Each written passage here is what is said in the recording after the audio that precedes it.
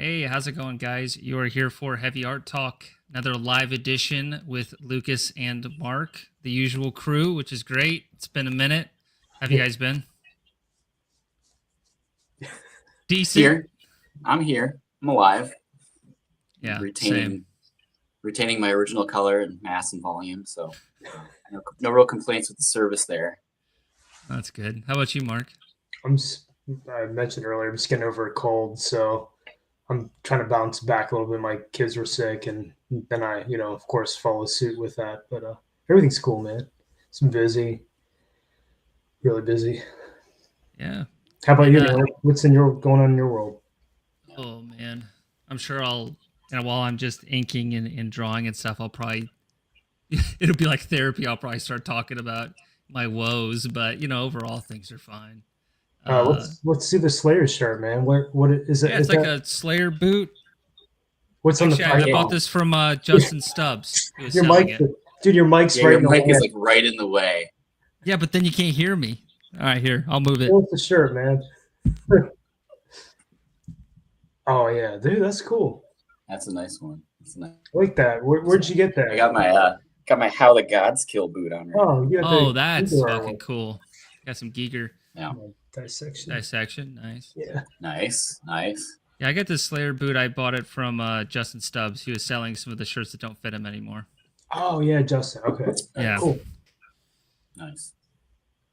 Cool. But for the folks in the, who are watching live, feel free to pop in the chat. Let me know who's here. And also, while we're going too, what's up, guys? As we're going too, I'll keep an eye on the chat and answer questions and stuff. But yeah, definitely excited to just chill and hang out with you guys. So, Mark, Macabra, new album just dropped. Tell me about it, man. I was listening to it a little bit. It sounds great. Here's a copy of the cover. Yeah, so Macabra is it's a project that I do with this guy Adrian from Belgium, and Adrian handles all the lyric writing and the vocals, and I just do all the music for it. So we actually had the project kind of on a hiatus for a while. Speaking of funny, you mentioned Justin Stubbs. We actually did a split. Macabra and Father Befoul did a split 7-inch EP years ago. Justin plays in Father Befoul for those who don't know. Yeah, Macabra. So we kind of put the project on hold for a while, but didn't announce that or anything. We just kind of kept it to ourselves, and we just kind of figured we'd just do the project whenever we feel like it. And during the pandemic, I had started working on some material, and I just sat on it for years. And then I finally folded and thought, okay, I'll pass these over to Adrian, see what he thinks if he has an interest in doing the vocal tracks. So I think I had like 5 songs maybe finished, and we just went through it like one after the other. I'd send him the track, and he'd lay down the vocals, and I'd send him another one, he'd do the vocals, and then I wrote like 3 newer ones. And again, I'd send him out, he did the vocals. We kept the production really raw, kind of similar to the last full length we did a couple of years ago. I think it was like 2016 or something like that was our last full length. And since things were progressing, I went ahead and hired Dan Seagrave to do the cover art. He did the cover art for our last album and also a split with Nucleus. So I wanted to work with him again. So yeah, we kind of sat on it for a little bit, and I shopped it around the labels. Nobody was interested in it. It's actually a pretty weird album. A lot of influence from like late 80s, early 90s, like tech thrash and tech death thrash type stuff, like weirdo bands like Magace or Depressive Age,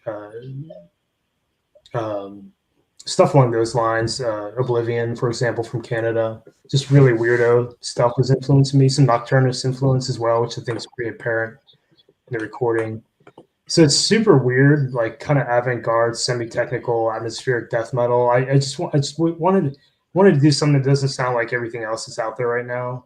And I felt like we achieved that, but I think it's certainly an acquired taste. I think it's something that probably newer metal fans might struggle with, but older metalheads might understand where it's coming from a little bit better, just because of maybe the legacy of understanding what, some of the sort of off the beaten path tech thrash stuff sounded like back in the day.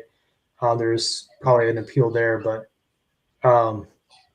yeah, it's a weird album. So we finally Iron Fortress Records from the U.S. here took interest in it and agreed to put it out. So it just came out a couple weeks ago on CD and cassette, and then streaming services and all that. Nice. Have you heard any feedback on it at all from folks? Mixed reviews, kind of what I would expect. Some people would get it, and some people wouldn't. Some people probably think it sounds like trash. It's really underground. It's unpolished, and it's certainly like very unconventional. So I don't expect it's not an easy listen at first. Yeah. In fact, I didn't even like it for quite a while. It took a long time for it to grow on me before I even had the courage to put it out.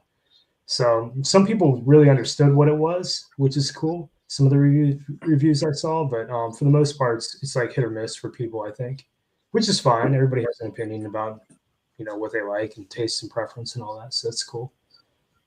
That's cool, man. It's almost like you can look at it objectively more than a lot of other musicians can from just conversation and stuff. Yeah, I mean, with anything I've done musically, it's to each their own. People are gonna hate what you do, and people are gonna love what you do. It just runs the gamut. And there's some people it's gonna be like something I might enjoy for a week or two, and then put it on a shelf. Whatever, it's fine. I mean, it's the same with anything I listen to. There's stuff that sticks with me, and stuff that I'll listen to once and be like, that was cool, but I probably won't go back to it for another couple of years. Yeah. Sweet. What's up with you musically, Lucas? You working on anything right now? We literally just finished the Wallbreaker recording. The vocals just got finished like last month, and I think we're just tweaking the mix right now. I haven't heard a new mix from Darren, our studio guy, yet, but we just sent him like a bunch of notes like a week or so ago, 2 weeks ago. A little spreadsheet with just a few notes. So yeah, that's I don't know who's gonna put it out. There's a European label that does like a lot of straight edge shit that they're friends with like our singer, and they've put out all the other Wallbreaker stuff before I joined, called Refuse Records, and they'll probably put it out in Europe. But these days, like with punk records, there's usually like 5 labels involved. There's always like a US release, the European vinyl, US vinyl, European cassette, US cassette. If they want to have it out in South America, there's probably another label for that. So I have no idea how it's going to end up coming out. It's like that's kind of like what you were talking about, Mark, where it's like if you're not really like into like old hardcore punk, it's probably not. It's definitely not what my friends sometimes call windbreaker hardcore. It's definitely not that sort of thing. Okay.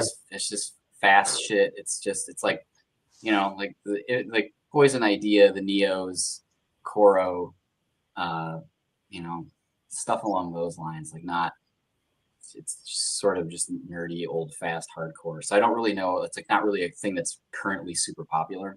Right. I don't know like who's going to put it out, but I'm proud of it. I think the record sounds great. Like I've been listening back to it quite a bit. Even just the mix we have, I think it sounds great.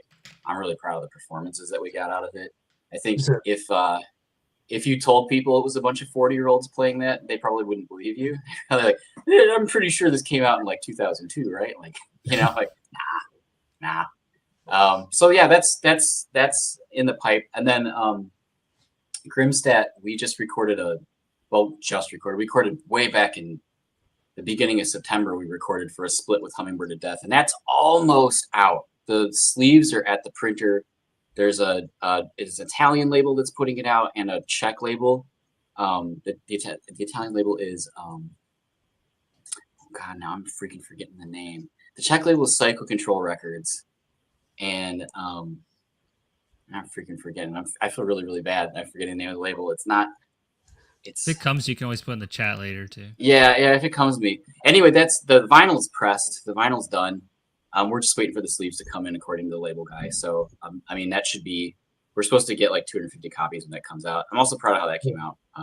8 songs on our side, So it's a split 7-inch. We're doing it in 2025.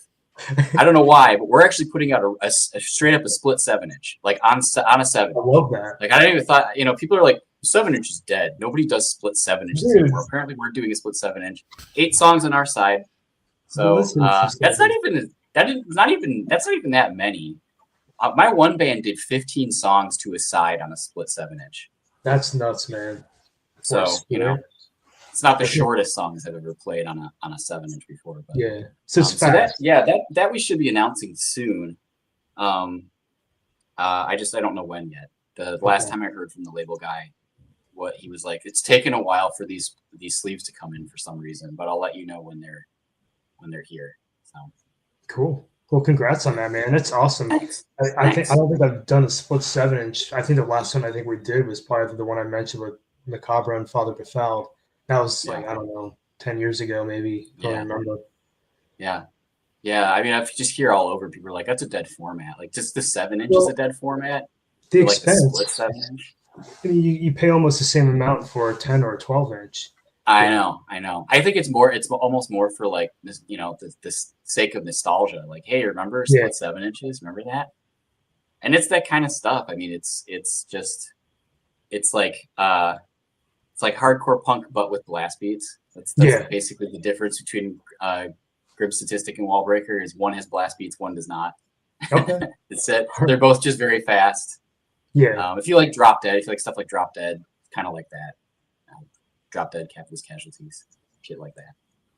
Despise them. Cool. Nice. Shifting to the art a little bit, we were talking backstage about Shadowdark. So that just hit shelves. And do you mind telling people what Shadowdark is and kind of your involvement with it? Yeah, so Shadowdark is a tabletop role-playing game. It's kind of considered in the like OSR, old school revival. So it takes a lot of its cues from like older editions of D&D, but it's an interesting as like a game. It's kind of interesting because it is an attempt to really streamline the rule sets for those kind of games to make a game that has a lot of like modern, I guess, quality of life updates with like an old school kind of dungeon crawling feel.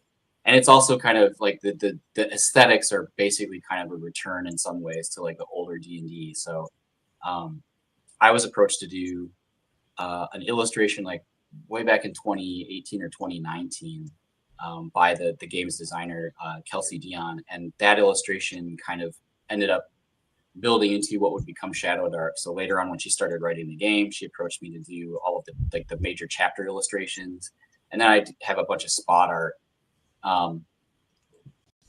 that's in the book as well. So that went up on Kickstarter back in 2023, and it was really popular. It made like $1.3 million on Kickstarter.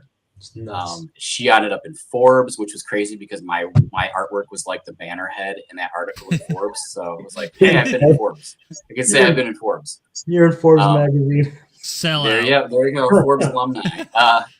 So it was a big deal. But then last year was the year that the game kind of like shipped after all the Kickstarter stuff, and so this year now, the game is actually hitting retail. People are actually she's actually starting to be able to just stock it in the website, and now stores are ordering it from her. So last month, my partner and I walked into the local game store, and there was just a shelf full of Shadowdark stuff, and I was like not expecting it. So I kind of freaked out and talked to the guy at the game store, and then we were up in Rochester last month for my birthday visiting friends. We walked into their game store, and they also had a big, huge display of it. And so I told one of the employees there, hey, there's an artist that did the cover, and they also freaked out. He brought a sticky note out and had me sign it. So it was kind of fun. So I'm going to go back up there in the next couple of months to do a book signing. They're going to be doing some events there, hosting some events at the store. So they wanted me to come up and be involved, and I'm like happy to be involved. I'm happy to flog it any way I can. But so it's a cool thing, and I'm really excited to be really excited to have been part of it, and I hope there's like more stuff that I get to do for it in the future. But I mean, this past year I've been doing a lot of tabletop game stuff, so it seems to be becoming a bigger part of my business than even the death metal stuff. I think I've gotten more TTRPG stuff in the last I don't know, 10 months, and I've done death metal stuff. Really. I hear that. Yeah. That's But really then, cool, man. Because I mean, you have a really natural interest in that stuff just as much I as do. like I do. I've music too. loved it since I was a kid, and the Yeah. idea of getting to do stuff like that for, that kind of book illustration is just, just awesome. I'm really happy. I'm really excited about it. So, see where it goes. Very happy for you, it's brother. cool, man. What about you, Mark? What What's about the you, new Lee? art What's going wise? on? Yeah. What You No, about got no, going no. on? I'm the guy who asks questions. No, So you go I'm- first, Lee. Well, I'm fairly busy with commissions, which is good. If I kind of look back even a year ago, that really wasn't the case. So I'm definitely thankful for. I don't know. Just I think Heavy Art Talk is obviously related to me getting some commission work and stuff and working with bands. So definitely really happy about that. And it's been a good experience. So I recently did the single cover for the Neon Nightmare single Black Wolf Triarchy, which was really cool. And I'm working on something else right now that I can't talk about, but it'll be revealed in a couple months. Doing some personal work on the side, and then I just launched some prints. Let me go grab an example here. I saw those. Yeah. Awesome. Yeah. So on your social media, they look really amazing. That's a smaller one too that you have there. It looks like. Yeah, I just grabbed a smaller one. So this is on Arch's watercolor paper. Nice. And yeah, I shipped out a few today. I will say I'm learning why people use like imprint stores and stuff like that. Not that I've had like a bad experience. I've just learned a lot, especially when it comes to shipping. And then like, the company I worked with for the prints, like they take a ton of pride in what they do. So I have to go multiple times for like, approving the proofs and like talking with them in like consultations, and like they really care about what they do. And This is a local shop that you're Yeah. going to? yeah, they've been in business 25 years. May I ask who it is? Yeah, Digital Art Studio. Okay. Yeah, just an Atlanta place. But yeah, I met with the owner and we talked, and those huge ones, that's really where I've kind of bit off a little more than I could chew in terms of like just figuring out how to ship. Yeah. Like I'm I'm gonna be real for you guys. So someone ordered the big one and I put it in a tube and I went to UPS because USPS was closed, and I just want to know how much it would cost just to get to New Jersey. Dude, I got the shipping so wrong in terms of what I said. They were gonna charge me $100 to ship this thing. But the thing is, I got the bigger tube than I need to, so I just like returned those tubes. I bought a smaller tube, and I'm going to USPS, and hopefully it is a lot cheaper than that. For New This Jersey, is- yes. Yeah. Yes. For overseas, no. Well, No. unfortunately, I'm taking international off for the really large prints, but for the small ones, I'll do it. But it's just like I knew it was gonna be expensive, but when she told me the price, I was like, "Oh my god!" I mean, I was mad. Lee, I just see a text message from my partner popped up. She's happy to give you some pointers on shipping because she does art handling as part of her job. Please, So please. she ships art all the time for exhibitions. So Yes. she's a person. She handles a lot of the stuff when I have to ship out originals. Yeah. I'm on the brink of doing prints right now, but I've done shipped a lot of originals in the last year. I've sold a lot of that stuff. So she handles a lot of it. So she can give you some pointers on shipping. I definitely would like to hear it. Yeah. So, I'll yeah, it's send just an been email today. interesting. Yeah, thank you, man. But that's been interesting. Just like, I don't know. I knew it was going to be somewhat stressful, like making prints and everything, but I underestimated it just a little bit. And then combine that with all these other obligations I have going on outside of art. Yeah. I'm definitely pretty stressed right now. That's Yeah, I why feel ya. for everyone watching, I haven't been able to do weekly shows. It's just right now, it's just not feasible. Every other week is what I'm going for, and I think is realistically what I can do. It's reasonable. But yeah, I mean, obviously, I'm thankful for anyone who buys the prints and likes how they look and everything. Just growing pains, always Yeah. learning. All right, Mark. Now it's your turn. I'll try to be brief. Someone just asked if Yeah, anyone Ro- remembers a band called Low Threat Low Threat Profile. Profile. I remember a band called Low Threat Profile, and they were fucking awesome. They were ex-members of A Lack of Interest and No Comment. and they were fucking sick as hell. So whoever asked that stoic dissension, yes, I remember them. Andy from No Comment sang in that band, and I believe Bob from Lack of Interest played drums. I don't remember who the rest of the guys were. It's awesome. It's awesome. I knew That band ruled, though. Both our profile fucking ruled. Oh yeah, so, I'm sorry. So things have been busy on my side. I'll just try to be quick because I know there's a lot of stuff to do. You probably already saw social media the collab with Death and Pull the Plug Patches. So that was sick. Yeah, they have some products still available through pulltheplugpatches.com. Spiritual Healing Anniversary Drop. That was cool. That was a lot of fun. Also, Death Bones from Indonesia just did a collab with them for some custom jewelry designs. Yeah, that I assisted awesome. with. Let's see if I can pull that one out. No, it's probably hard to see, but Trying to hypnotize me, dude? yeah, I know, right? And let's see what else I have here. New product drop through Spencer's. So nice. Some new stuff on their online shop, and there's also a fashion brand from the UK called Disturbia. It's mostly women's fashion. Some new stuff that I worked on for them just came out. That's all I have to share right now. Just a couple of things that are recent. I'm working on a lot of stuff right now, doing a lot of I guess a couple of things I can't really talk about yet, but it's like major what do you call them? Like major franchises and stuff like that. So it's pretty wild. It's been a pretty wild ride in the last few months, just trying to get all this stuff squared away, wrapped up. And I'm trying to do some other stuff in between. You know, obviously like some album covers and shirt illustrations here and there. So, but I think kind of like same boat you're in, Lucas, where a lot of the stuff I've been working on has actually been non-metal stuff, which is it's okay. I mean, it's still like cool, fun, and exciting projects, but it's more like apparel, fashion type stuff, more so than like album covers or role playing games or anything like that. Right. Well, cool. Anybody else got anything to share before we flip the cameras and start doing some drawing and inking and stuff? I'm good to go. All right, cool. Well, I'll let you guys get situated here. All right, pardon the craziness here while I move my camera.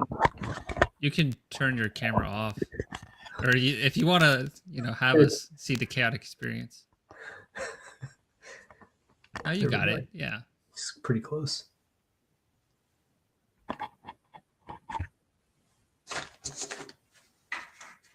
I don't know if you guys can see that. Oh my God.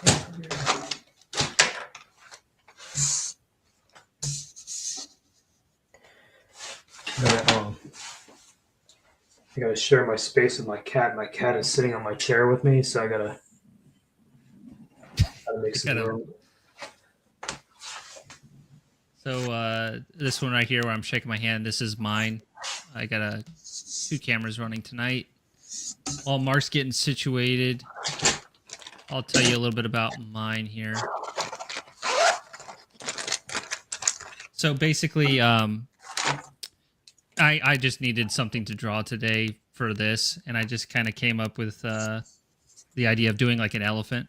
I'm always intrigued, like in fantasy and like in movies where there's like the war, kind of like warrior elephant type of thing. So I was gonna do like my take on that. Obviously, I don't stand for this kind of stuff in real life, but in fantasy, it's always kind of cool. So basically, yeah. I just was looking at some inspiration from like some really old Japanese art, and then I'll make it a little bit more, I don't know, fantasy-esque illustration, probably with like some heavy shadow and stuff. So in preparation for it, I did like a quick study. This is really sloppy. Oh, dude, that doesn't look sloppy. It's sloppy up close, but it helps me. It's awesome. Just like be a little more confident in my strokes. I kind of have a map to follow, and then obviously like hosting and everything, there's kind of a lot of things I got to focus on. So yeah, it just makes it easier for me. That's really cool, Lee. Thanks, man. I don't think I've drawn elephants very often. I think I've only done. I've fiddled around, with them before, but I think the only time I like formally drew one really was for Transcending Obscurity Records a couple of years ago. Had to do sort of a variant. They don't really come up in metal very often. No, I mean it was an Indian label. It made sense. I was that's trying cool. to play off some of their cultural aspects too. So Appreciate it, guys. All right, so Mark, what are you working on? So I have a sketch. It's hard to see. It's a blue line sketch of it'll look something like this. I don't know if you guys can see that or not, but it's a Yeah, kind here, of I'm gonna work. blow you up. Yeah, I apologize. I think it might be in reverse, but I'm trying to get a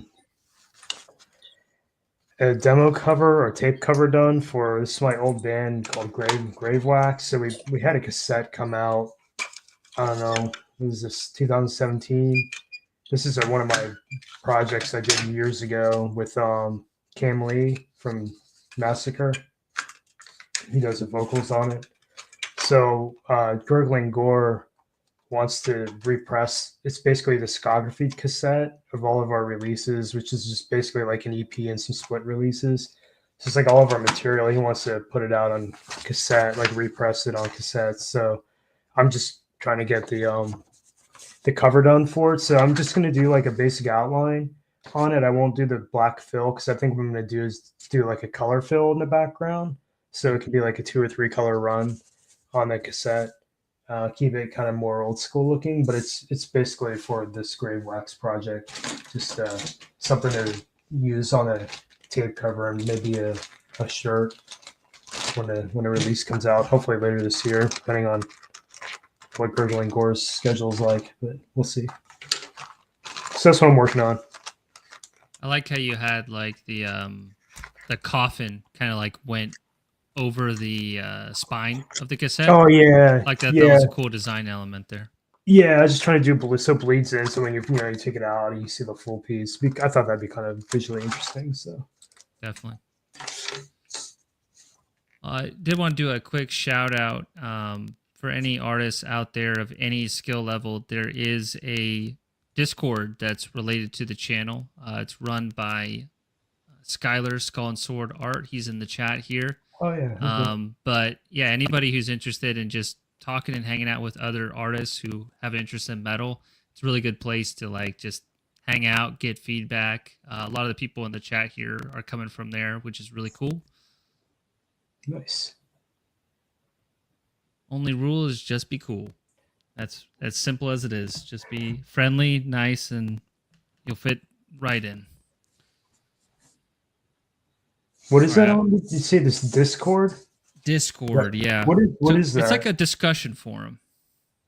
Oh, okay. I've heard of it. I just didn't know what it was. It's a lot like the old like message forums.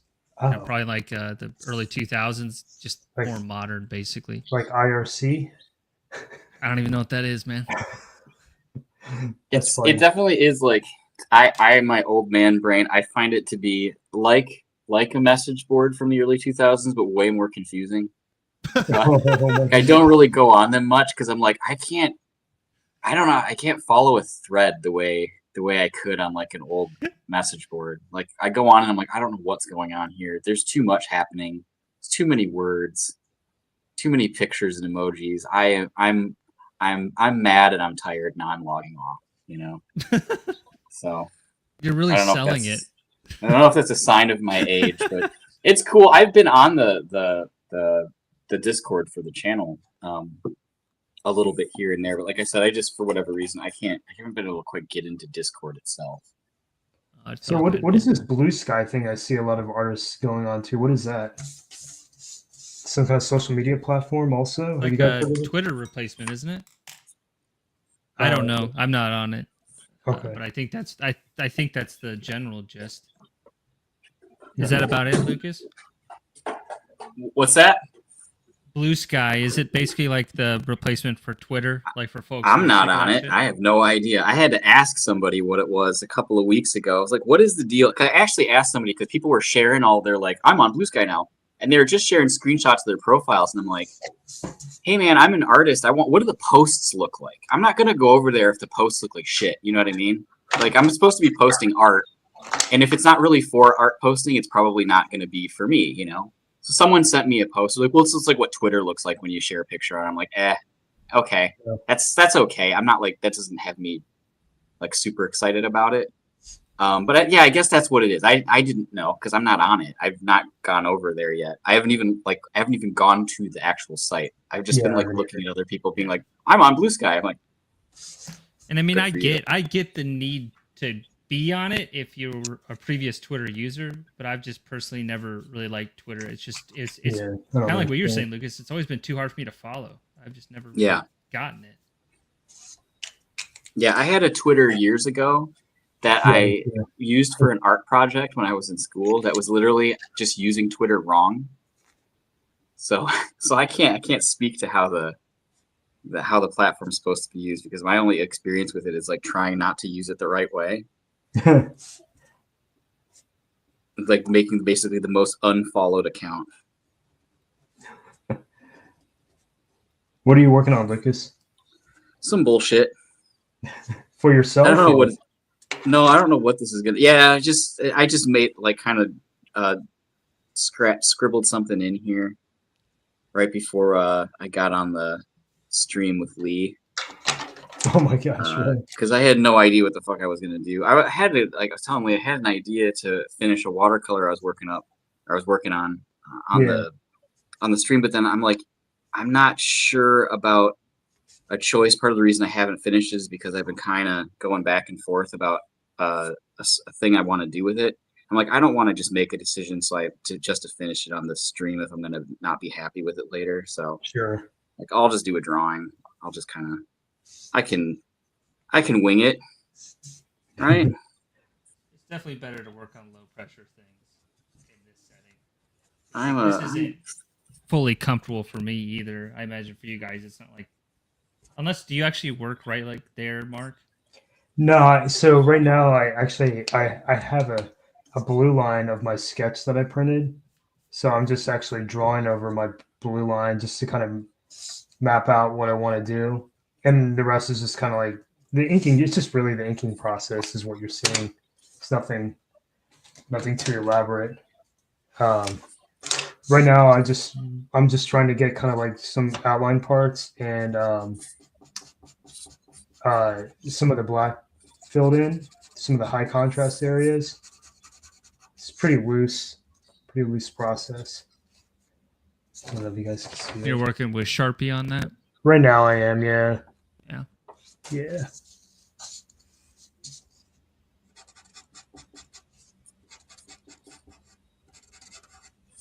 Great to see 24 people watching live. Nice. Thanks for spending your Saturday night with us. Yeah. Oh, Gaz is being a little sassy here. He's just like, is that HP's finest copy paper? Oh, that's funny. It is actually. Let me see.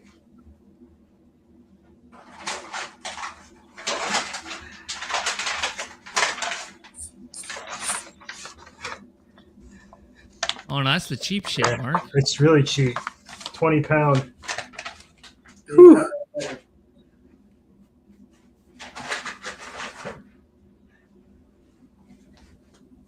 Yep.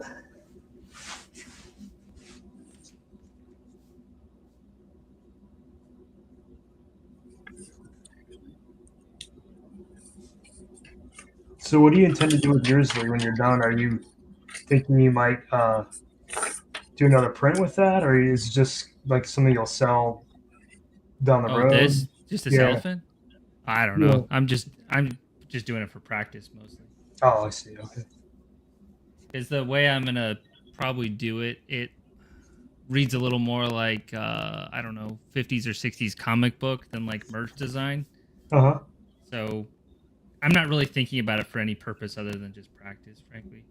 I see. And really it's the I don't know, that kind of like, you know, really solid blacks, really bright whites. Like I'm trying to have some restraint with just like a high contrast for Zeta-esque kind of look. I mean, it's always going to look like my own, but Right. just trying to like really be confident and laying down a lot of really solid black parts.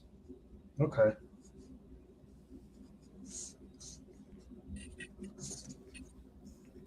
What have you guys been listening to lately? Any recommendations? I've been listening to that Aberration record like kind of nonstop since I stumbled on it. What is it? Aberration, Aborrh. What's the cover look like? I don't. It sounds kind of It's familiar, like but it's like black and white. It's got like this really gross looking like skinny devil thing like over like a fiery plane of hell. It's like a really weird drawing. There's the reason I actually checked it out in the first place. I thought the drawing just looked really cool, and the I've heard logo things is like about really. that. The logo is like a bunch of just like really angular and kind of spiky, which is like, oh my, that's got to be good. I read the reviews were like, yeah, I think like really early Morbid Angel with like black witchery vocals and like, you know, like death thrash, death, like black and death metal kind of thing. okay. So yeah, it came out on Invictus like Yeah, I like last October. Yeah. Like last October, and I kind of slept on it until early this year, and then I was like kind of looking through my wish list, and I was like, you know what? I know there was a reason I put this in my wish list.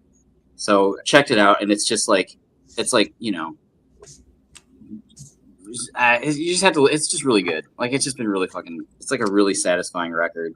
Okay. It's like kind of what I want when I'm like death metal. You know, it's. Yeah. I guess I kind of like my death metal to be kind of spiky, and not so much like.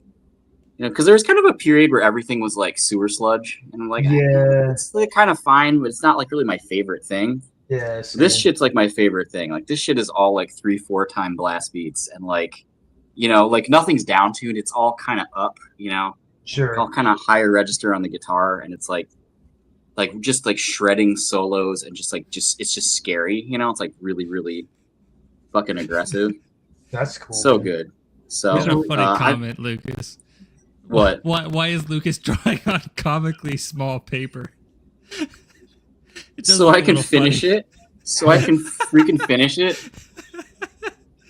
I also, I cut this paper out. I cut a bunch of pieces out. Like these are like great because then you can kind of sell these for, you know, you don't have to. You can have a price point for an original that's not like $500. You know. Yeah, that's a good point. So I do these, and I end up usually being able to sell some of these, and I can do them quick. Like they don't take too long to do. But I wanted to do something I thought I might actually finish tonight, so we'll see what happens. But that's the plan, was to do a smaller piece so that I might actually finish it. That's great.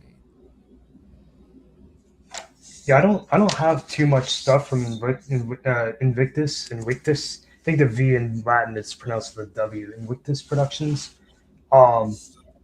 The Marco Polo Tan, whatever that band is. I think that came out. Carpetan. Thank you. I think that was an Invictus release. Yeah, I don't have too much stuff from them either. They're a label that I kind of follow, but rarely actually buy stuff from. Same, yeah. They're kind of hit or miss for me. Like a lot of the stuff doesn't really interest me that much that they put out. Right, same. That's why I didn't think too much of it when I like wish listed it, like way last year. But then I just checked it out. I'm like, well, this you know, hit or miss, this hits. Like that hits for me. Everybody I've sent it to, I've like sent it to a bunch of my friends. They've been like, holy fuck, this is good. Like someone's review of it is literally plain black vinyl, no hype, album of the year. That's what the review says on a Bandcamp, and it's like, it is kind of the perfect review. It is absolutely right. There's like no special vinyl release for it, no hype around the record at all. Yeah. Easily could have been my album of the year last year if I'd have heard it last year. Yeah, I'll have to look that one up. Yeah, it's the album's called Demonolatry. Okay. Yeah, you should just be able to see it on if you look at Invictus or Invictus's. The band's not Irish, are they? They're not an Irish band, are they? I don't know where the band is from. I actually didn't really like see anything. I kind of wanted to just keep the mystery up because there was like no info about them on the release. So I just was like, you know what, I'm just gonna, because I don't have the physical copy. I didn't want to pay $30 to get it from Ireland, so I just have the digital right now. Okay. If it pops up in a distro, I might pick it up. But Sure. so I did. Yeah, on the actual Bandcamp page, there's no info about the band, so I don't know where they're from. Okay. We're getting a shout out to you, Lucas, from Chowcalypse. And yeah, no problem having Mystic Barbarism on. That was a good interview. I'm glad you enjoyed it. But he's saying for you, Lucas, he's going through Shadowdark and he loves your work in it. Nice. Thank you. I'm better Very the nice. translator because they can't see anything just for the chat, Lucas and Mark. So I'm Right. doing like 3 jobs. So it feels like sometimes. I can see it if I like peek over my phone here and like. Oh, I can see the turn, chat. If I turn off my light, I can actually see. Because Oh, I yeah. can't. The problem is with my light on, I can't see. I can't see the top. The glare on my phone is too high. You're kind of blinding myself here, but you know, doing this for you people. Blinding myself for you people. Somebody's mentioning We have a that. question from Chris C. Says, "Have any of you guys done art for tattoos?" I'll answer first on my end. I mean, I have like friends in tattooing, and a lot of them are really really good artists. And my whole thing is, if somebody approaches me for tattoo designs, I just say, you don't want that from me because you're essentially paying me for something that your tattoo artist is already going to need to do and want to do for their own voice. So yeah, I prefer to just I try to be friendly about it, but I don't like doing tattoo designs because I think it's somewhat disrespectful to the tattoo artist. And you should be going to a tattoo artist who is a very good artist and designer as well as, you know, the actual application of tattooing. So that's my general answer to that. I have gotten that question quite a bit. You guys have similar kind of thoughts? Go ahead, Mark. Oh, No, you go ahead. yeah. I mean, I've seen my work tattooed plenty of times, but they're not. It's just pre-existing stuff, you know. I don't take on tattoo commission requests at all. I just don't have the time for it. I don't know that it's something that would ever really interest me personally, but I'm not opposed to people having my work tattooed on them.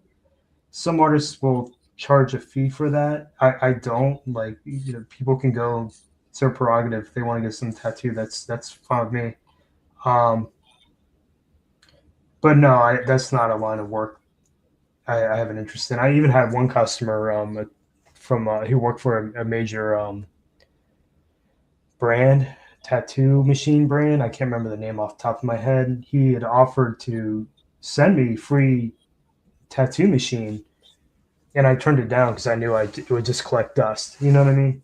Just in case I wanted to practice or whatever, or fool around with it. I was like, no, I didn't want him to waste his time on it, because I knew I probably would never take the time to try it. So yeah, I mean, I agree, Lee. I mean, the tattoo artist is gonna want to give their own spin on something if they can, and basically that's just an added expense for the person getting the tattoo, just hiring an artist to do something, and then really depending on trusting that the tattoo artist will be able to execute it. It's just, it's a gamble for sure, and also, why not get a good tattoo artist to work with, as opposed to, I don't know. I agree, Lee. Not my wheelhouse at all. There's just so many talented people in that field. Yeah. That I just don't see it's necessary. Anybody else got any questions? I'll be peeking at the chat as we go. If there's no questions, it's probably because you guys are drawing along, which is totally cool. What about you, Lucas? Have you done any tattoo work? Yeah, I've done a couple, like designs. It's not something I like to do very much because my biggest thing, honestly, is just not that many people are going to see it. Yeah. You know what I mean? People will be like, oh, it's like free advertising. Like, it's not as good of advertising as like a t-shirt, though. Yeah. You know what I mean? Or an album cover. It's like, I mean, the only people who see it are literally people who see you with your shirt off or something. You know what I mean? It's kind of that should be a limited number of people. Yeah. Not to body shame, but you shouldn't be ripping your shirt off every minute you get a chance to in front of complete strangers. You know what I mean? But I don't love to do it for that reason. I will occasionally do it. I'm actually working on one right now for somebody, but it's really specific. I can understand why they came to me. It's somebody that I know quite well. Well, not quite well, but we've been like mutuals on social media for quite a few years, and we have a really similar like academic background, which is the kind of the whole thing. The thing he's wanting me to design is like based largely on like a theory book that came out in like 2018 or something. Not many people are going to have read it or really get what the scholar is really talking about. So the fact that we both have like a similar interests in like the non-human and in ecology and things like that, I kind of feel I am a good choice to design the tattoo. I don't think you could just ask anybody to draw what he wants, because there's like a really specific, like you have to basically read the book and like get it in order to do it. So I do understand that. It's more like kind of as a favor for this person, whose like scholarly work I admire. That's cool. Yeah, that makes sense. But not so much like, yeah, I try not to do it normally, just because, like I said, not many people are going to see them. I don't have a huge, for myself, I don't have a very huge interest in tattoos. You know, we all kind of, I was actually kind of thinking this while we were all talking about what we're working on, how each of us kind of is, I think this is true for lots of illustrators, how we all end up kind of falling into a specific kind of place that, you know, maybe may or may not line up with our interests, but, you know, like I have been doing a lot of TTRPG stuff. Mark does a lot of apparel stuff. Lee, you're getting into, you know, kind of getting into your own thing. I don't want to give away the thing you're working on right now or anything, but it seems like, you know, more of that is probably going to come your way. And I just think that's interesting. So for me, like tattoos is one of those things it's not really in my wheelhouse. I don't have a huge interest in it. And so I try not to do those things, because you know, it's like the feeling I get when I see something, you know, printed as an album cover or printed in a book. I don't usually feel the same way when I see the tattoo of it. I'm like, yeah, that's fine. That's cool. Good for you. Not as satisfying to me as like an outcome, you know, as a creative outcome. Yeah, I think it's got to be much more satisfying to the tattoo artist. You know what I mean? Yeah, for sure. Yeah, I think there's one aspect of, you know, your work is considering the marketing aspect of how, you know, you want a shelf life, and when you're working on stuff that gets covered up by clothing, I mean, I get somebody lives with it, it's on their body till they pass, but I feel the same way, man. I don't see the value in it in terms of the market makes in your body of work. Yeah. Hey Lucas, whenever you're at a stopping point, I'm gonna blow you up so people can see the art a little more up close. You can just bring it up to the camera. Yeah. I don't know if you can see that well. Here, let me turn off my thing there. I'm gonna show it a little bit better. So at this stage, what are you thinking while you're working on this? I'm just trying to get consciousness. Yeah, no, I'm just trying to get my first pass where I'm like kind of blocking in all of the I call them coarse details. I'm not really to the detail work. I'm just kind of getting in a feel for texture and stuff, and I'm blocking that stuff in before I'm going to go in with like a brush pen and have to fill in a lot of the heavy blacks. And then after that point, I'll just start detailing it and giving it a little bit more of a sense of volume. But right now, this is just what I call the first pass, like coarse details, not fine details. So yeah, there's a logic to it. It's not really stream of consciousness. I'm pretty much locked into using my 03 right now. I don't go smaller than that. I might go bigger if I need to fill in things a little bit larger. But yeah, I'm not. It's not like I'm not just improvising. I'm following my drawing pretty closely here and just sort of filling it in, seeing what I get. Sweet, thank you. Thank you. Thank you, Lee, and thank you, the viewer. Viewers like you that make this possible. All right. Anybody in the chat got any more questions? Actually, you were asking earlier about what we were listening to. I've been in a big '70s prog mood, Oh, so I've been listening to Camel and Eloy quite a bit. I don't know oh, if yeah, folks. Eloy. I've Yeah, got some of that. Russ from Apsu dubbed me a ton of Eloy stuff back in the early '90s. When we were tape trading. cool. So I've got a lot of Eloy somewhere in my collection. I don't know if I have any Camel though. Familiar with the name for sure. I just don't know that I own any of that. Camel's great. Really good guitar playing, especially. Really good phrasing and like solos. Very Yeah. melodic. Just like really tasteful playing. All right. All right, we got a question.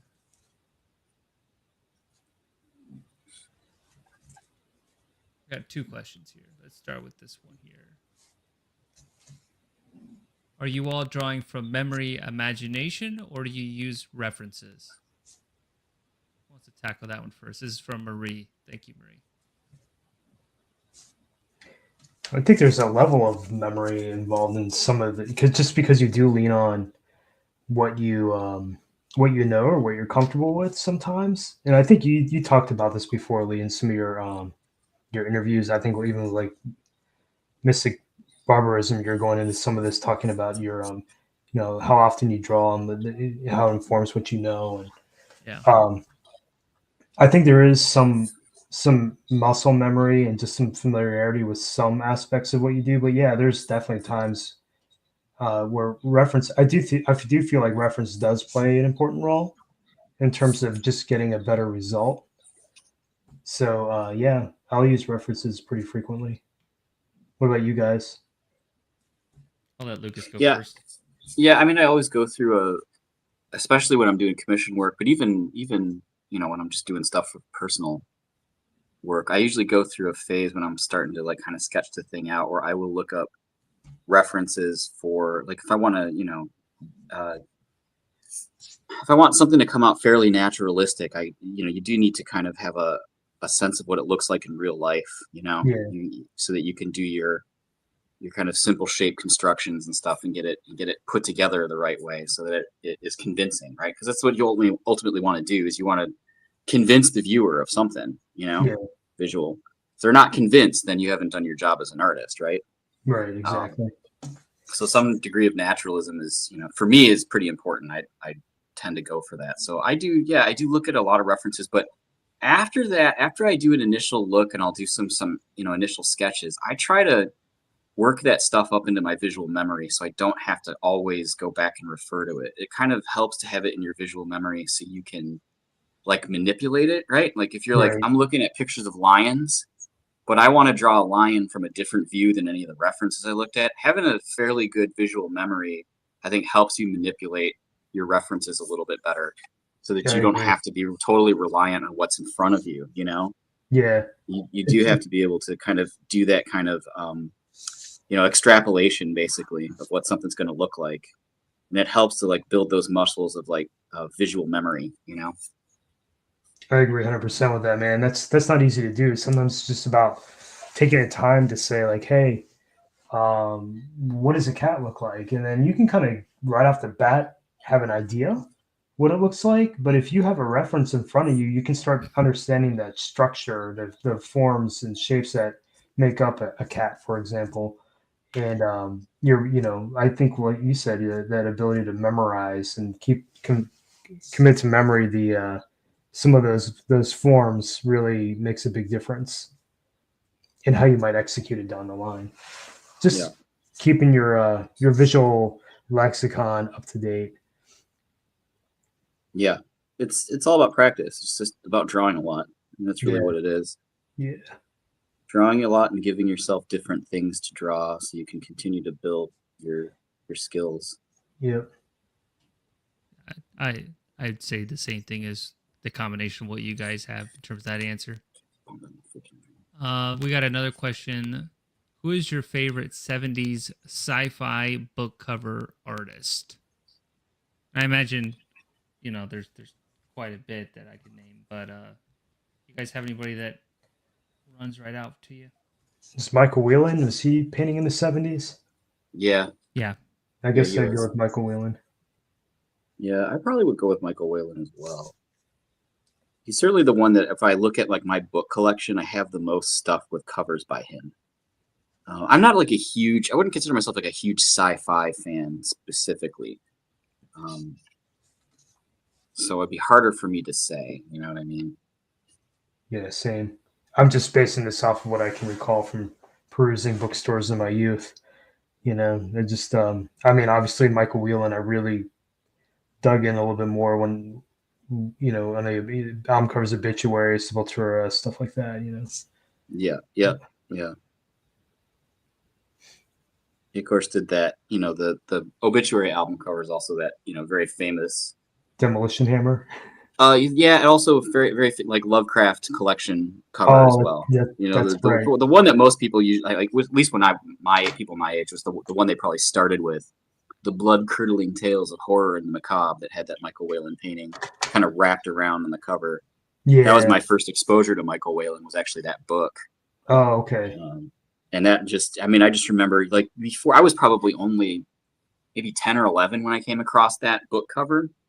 And I just remember for years just looking at that book cover before I ever even actually read the book. I would just stare at that painting and just be like terrified by what might be in that book because of that painting. I was so actually like literally scared to read it because of that cover, but I was fascinated by it at the same time. Hell yeah, man. Morbid curiosity. Morbid curiosity. Yeah, so when I later came across it, just like maybe a few years later, came across it on like Cause of Death, that same thing. I was like, oh, I already know this. Like, I already know what this is. That's awesome. It's like knowing a secret language. That's what it felt like, Yeah. It's like when I was, about the same age, like hearing Metallica's The Thing That Should Not Be and being like, holy shit, this is like a song about Lovecraft. It felt like I had unlocked a secret language when I was a kid. Like, oh, I speak the same language as these guys. They're just like me. It was a pretty rare feeling for me to feel like anyone was like me. When Is that what it was like growing up for you? That's what it was like growing up for me. Yeah, I was definitely a bit of a nerd and a bit of a weirdo. I was like the kid who kind of could like fit in with just about any crowd, because like my brother and sister are very much, varsity sports and that kind of stuff, and they're similar in age, so I like, could talk with their friends just as much as I could talk with the stoner metalheads that I normally hung out with. So it's kind of like a chameleon, thinking back. But when I was really, really young, like when I was like 5 or 6, I mean, I was definitely bullied at that time. That was the first kid to get glasses. And that, like, you're somewhat of a punching bag for that, Yeah, so that was kind of when I was, a kid in my preteens. I was definitely a kind of a dorky, like when I was younger. I'm, a quarter Japanese, and I looked a lot more Asian when I was a kid, so I got bullied for that. I had a congenital heart defect, and so I had to have surgery when I was 5, and I was always really self-conscious about that. So I always just felt like a complete outcast, like everywhere I went. You know what I mean? When I discovered like Lovecraft and heavy metal and punk music in my early teens, that would kind of change my life in a lot of ways, because like these are like people who speak my language. But I was definitely, I was definitely in fights and stuff when I was in high school. I had kind of a chip on my shoulder too, like about it. So I was definitely like a little bit of a kind of an ass, honestly, in some ways. I necessarily look back on some of the shit that I did in high school with a lot of pride. Jeez. I had a twin brother, so I should say I have a twin brother, and I think that made things a lot easier. Growing up, we did everything together. We shared a lot of things and similar interests and all that.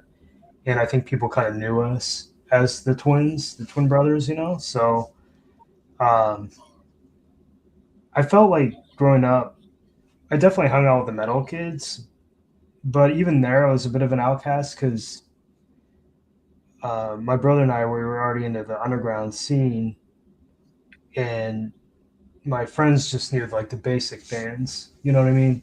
Right. Yeah. Whereas we were like, hey, check out this Mortal Dread demo tape. They're like, what's that? You know? Um, oh, here's this band Nuclear Death. What? So Yeah. they were just oblivious to all that, which is fine.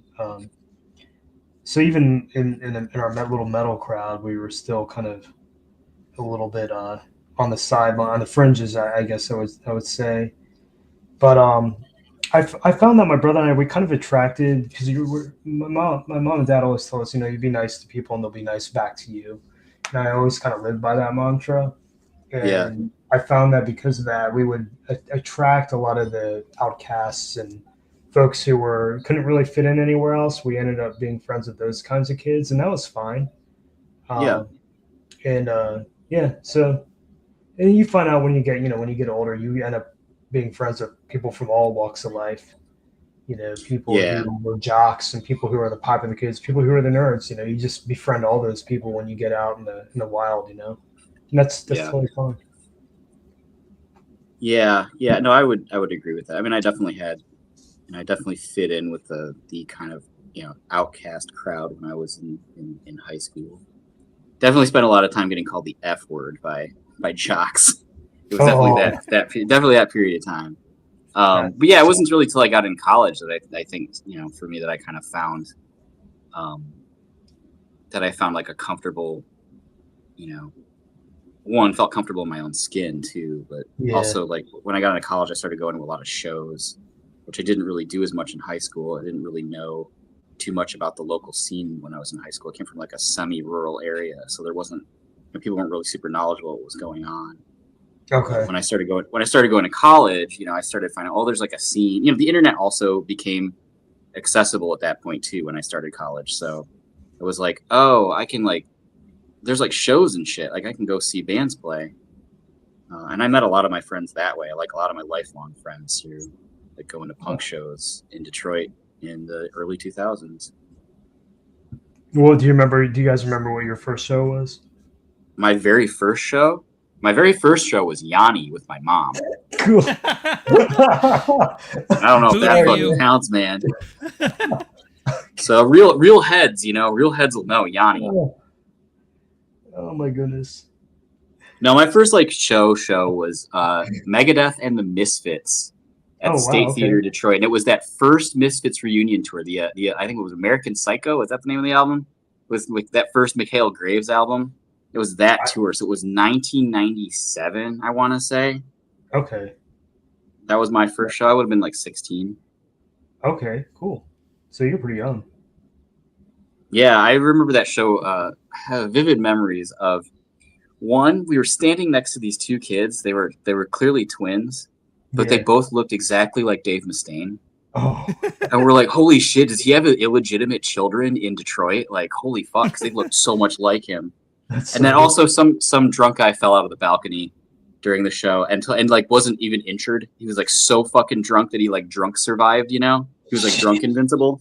So I just remember that this dude just fell over the balcony rail down into the fucking pit and was like didn't even sprain a bone or anything. He was just drunk invincible.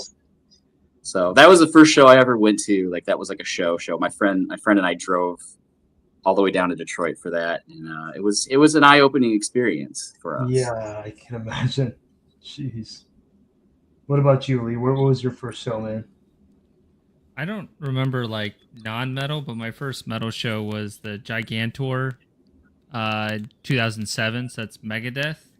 And then the band's opening were High on Fire and Job for a Cowboy and In Flames, which for me at that age was perfect. Yeah. And then shortly after, I actually saw Typo Negative when I was 16, which was really cool. Oh, okay. That's one of my favorite memories looking back, is that he died not that long after that. It was very cool. I had wanted to go to death metal shows all through my teenage years when I was in high school, but that time in Detroit, I don't know if it's totally true, but the big venue in Detroit for metal shows was Harpo's, And everyone always told me, oh, it's all neo-Nazis there. The whole venue, it's all neo-Nazis. Because this is like the mid-90s, you know. And that was like when that was a thing. Like, you go out and there would be like neo-Nazis at all the shows. And so they're like, yeah, they're going to kick the shit out of you because you look Japanese, you look Asian, so they're going to kick the shit out of you. And I was like this little skinny kid, so I was like terrified. So I'm like, I don't want to go to shows if that's what's going to happen to me. So I never went to see anything when I was in high school other than I started going, you know, after that we started going to like hardcore shows, and that was like a little different. There actually, surprisingly, weren't as many neo-Nazis as advertised at those shows.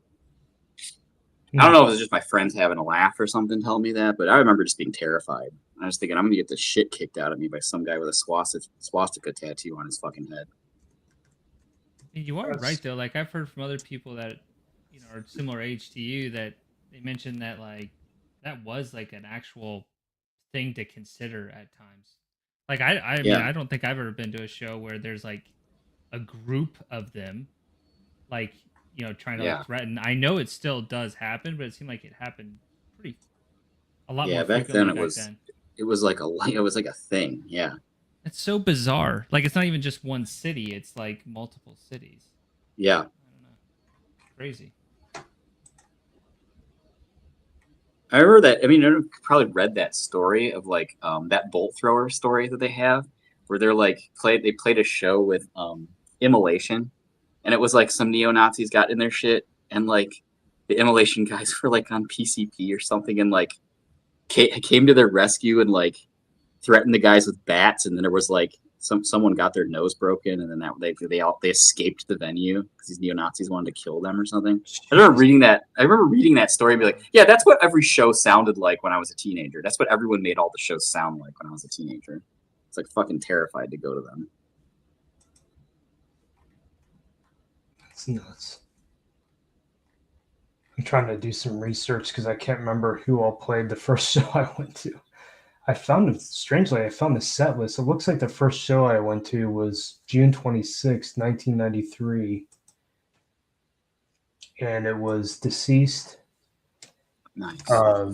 Suffocation, Dismember, and Corpse Grinder, which is George Corpse Grinder from Cannibal Corpse, his old band. It's a big memory in my head. I would have been probably about the same age you described, maybe 16, 17, something like that. Yeah. Was King behind the kit at that time? Yeah, he was. Yeah. Yeah.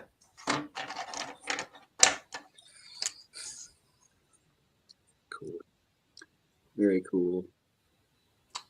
Yeah, there was the period that I look on most fondly was, once again, that early 2000s period where, for whatever reason, there was this pretty tight scene in Ann Arbor, and it spilled over a little bit in Detroit.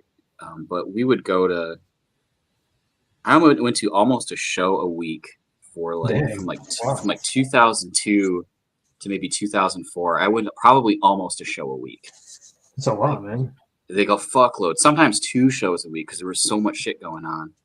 For whatever reason, there was a record store in Ann Arbor called State Control Records, run by a couple of local, punk guys. And they could get, for whatever fucking reason, I don't know how, never seen it duplicated in Detroit ever again, but they could get every like Japanese hardcore band that would do a U.S. tour, they could get them to roll through Ann Arbor. Wow. So I saw all these fucking Japanese bands that I would never have seen otherwise, that mostly would have just done the coasts, and that would have been their whole tour. You know what I mean? Yeah. So I look back on that with a lot of fondness. I saw all these Japanese bands, or like European bands I got to see because of that. It was a fun time. It was kind of it was like, it's like the very beginning of the Iraq War. So like oil price, like gas prices weren't too bad. So shows were $5. Going on tour was still cheap. Yeah. Like you could go to a show every fucking week because it only costs like $5 to go to a show, Yeah. Now it's like, everything's really, the bar to entry, the barrier to entry is much higher than it used to be. Oh yeah, dude. I rarely ever go to shows. I just don't like being around crowds, and Yeah, So I'll go to maybe one a year. I went to November. I went to go see Ingve Malmsteen with a friend of mine. Nice. That was cool, but that was the only show I went to last year. Let's do a little update on the pieces. Mark, let's see what you're at. I'm just Sure, no problem. oh yeah, whenever you're stopping. Yeah, so it's coming along okay. I don't know if you see that too well. It's amazing how fast you are, man. Well, I just broke out my bold brush Pigma brush pen just to hit some dark areas. And then as soon as I'm kind of working the back of the coffin here right now, just with some straight line work, just to give it a little bit of gray in the mix. And then I'll start popping in some details and whatnot. Like I said, I'll probably just do like a straight up black outline around everything, just really simple, so that I can easily do a color fill in the background So what I'll do is I'll scan it, make a PSD or a PNG file out of it, and then I'll just be able to plop it down on this cover. See, you guys can't see it's not in color, but the cassette that came out. What I would do with all the Grave Wax releases that we did is we'd have black and white plus one color. So this one in particular is black and white with a purple cassette. So with the repress, I don't know what color I'm going to do yet. I'll probably do something kind of like a red or an orange. I don't know, maybe a pink. I have no idea what I'll do. So yeah, that's what I'm doing right now. Awesome, man. Nice. All right, and Lucas. I'm still just where I was, just like doing the little bit farther first pass on the details. I'm pretty much almost done with it. I'm just wrapping it up. So I'm going to start probably filling in some of the black areas. I'm going to fill the background in black. That's the plan with this. So it's going to be a white design on black. And after that, once I finish that, which shouldn't take too long, hopefully, I'll be able to start doing the final details on it. And that pretty much be done, other than like some white. I'll probably go in and fix some of the little webby stuff that I want to have in there. Sweet. And I'll do mine real quick. So I'm moving to ink. I was tightening up the pencils a bit. Sorry, it's backwards here. I'm kind of going between the 03 micron and a brush pen. I'm just getting like some initial lines down and just so I don't lose some of the structure that I have here with the pencils. What brush pen are you using? The Tombow. Oh, here. Okay. I think I've seen but that I'm gonna switch to a Winsor & Newton brush pretty soon to lay down some really solid blacks. So I see. Like some big areas. I just want to like get a little bit of line work down so I don't lose it. But yeah, I sometimes it's like I go between the brush and the micron because the micron has the precision, but a little less personality. So I try to use the strengths of both tools, and maybe it's because I'm on the stream and I have to focus a lot more with the brush, but yeah, I definitely want to get the brush out because I don't want it to look too stiff either. But that's just where I'm at. What kind of paper are you working on, Lee? I'm using Bristol board.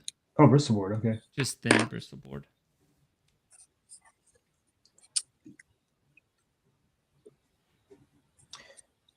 So one of the things I've been spinning lately, are you guys familiar with Stenched from Mexico?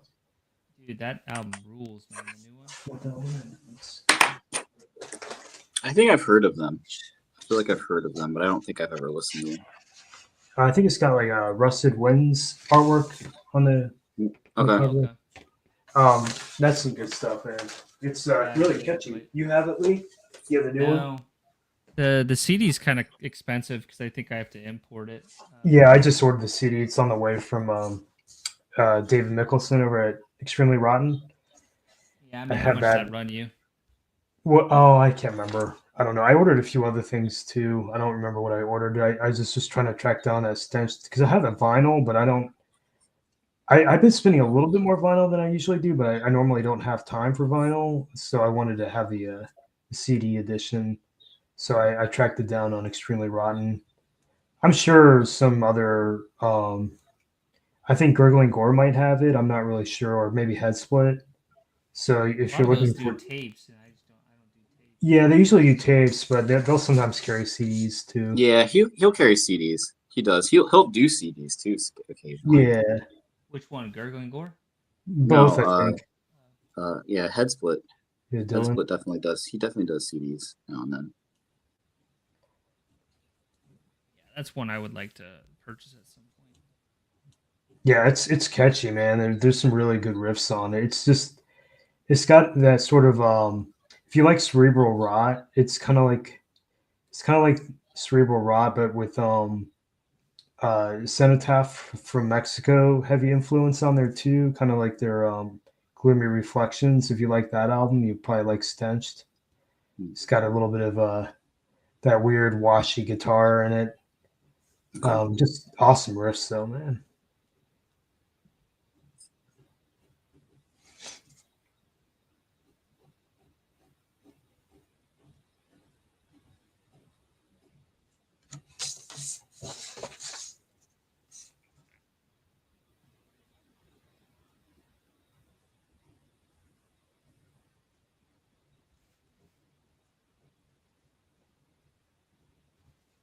All right. Since there's been a lull in the conversation on the chat, feel free to ask any questions.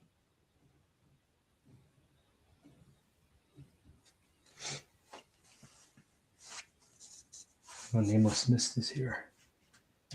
Yeah, Kevin. Do you have some more interviews lined up, Lee, for the next month or so, or I how are things have, going with the channel? I know you're busy with stuff outside the channel too. yeah, I need to kind of get my affairs in order with the next batch of like things to basically do.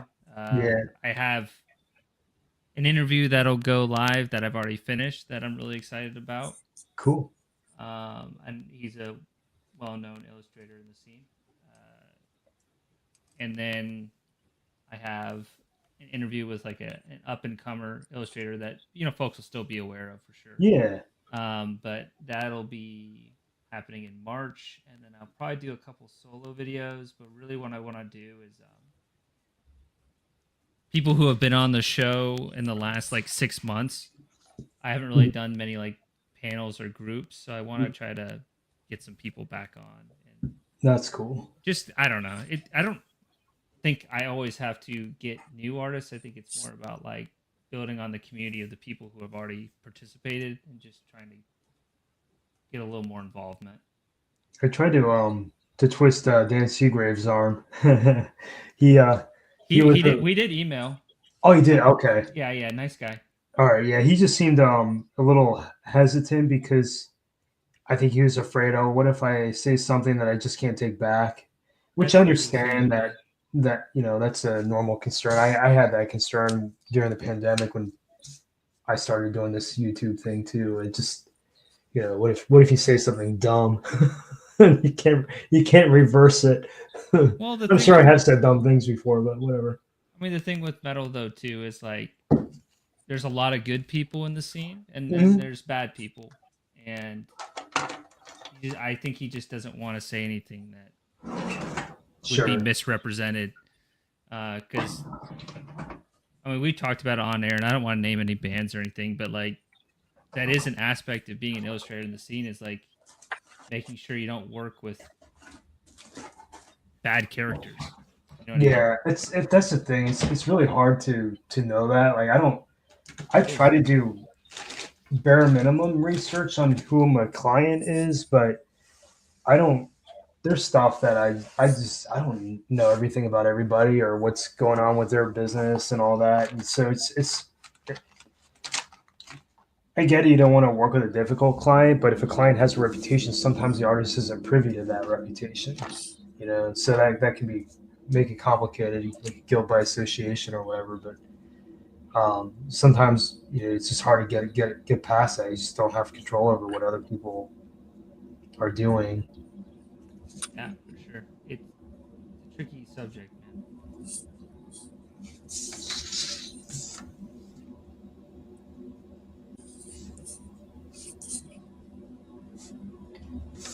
I have to say, man, working with Dan, he was really easy to work with.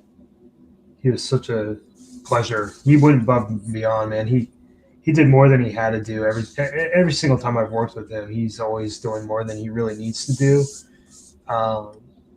But he's super wonderful to work with. I mean, in our emails, he seemed extremely pleasant. I only have good things to say about him.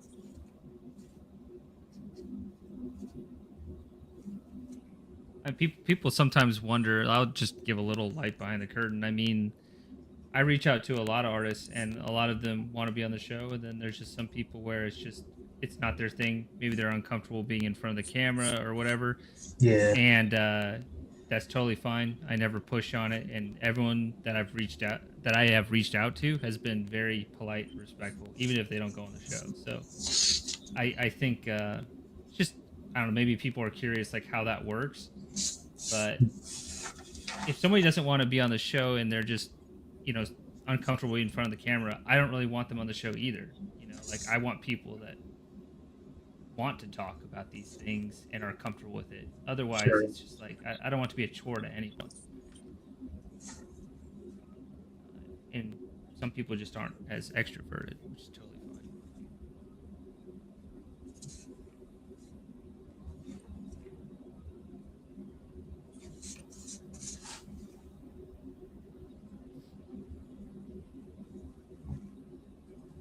All right, we got a question here, and sorry, I've been kind of in the zone with my art. All right, how does licensing for bands work? Is the artwork still yours? It's an interesting question.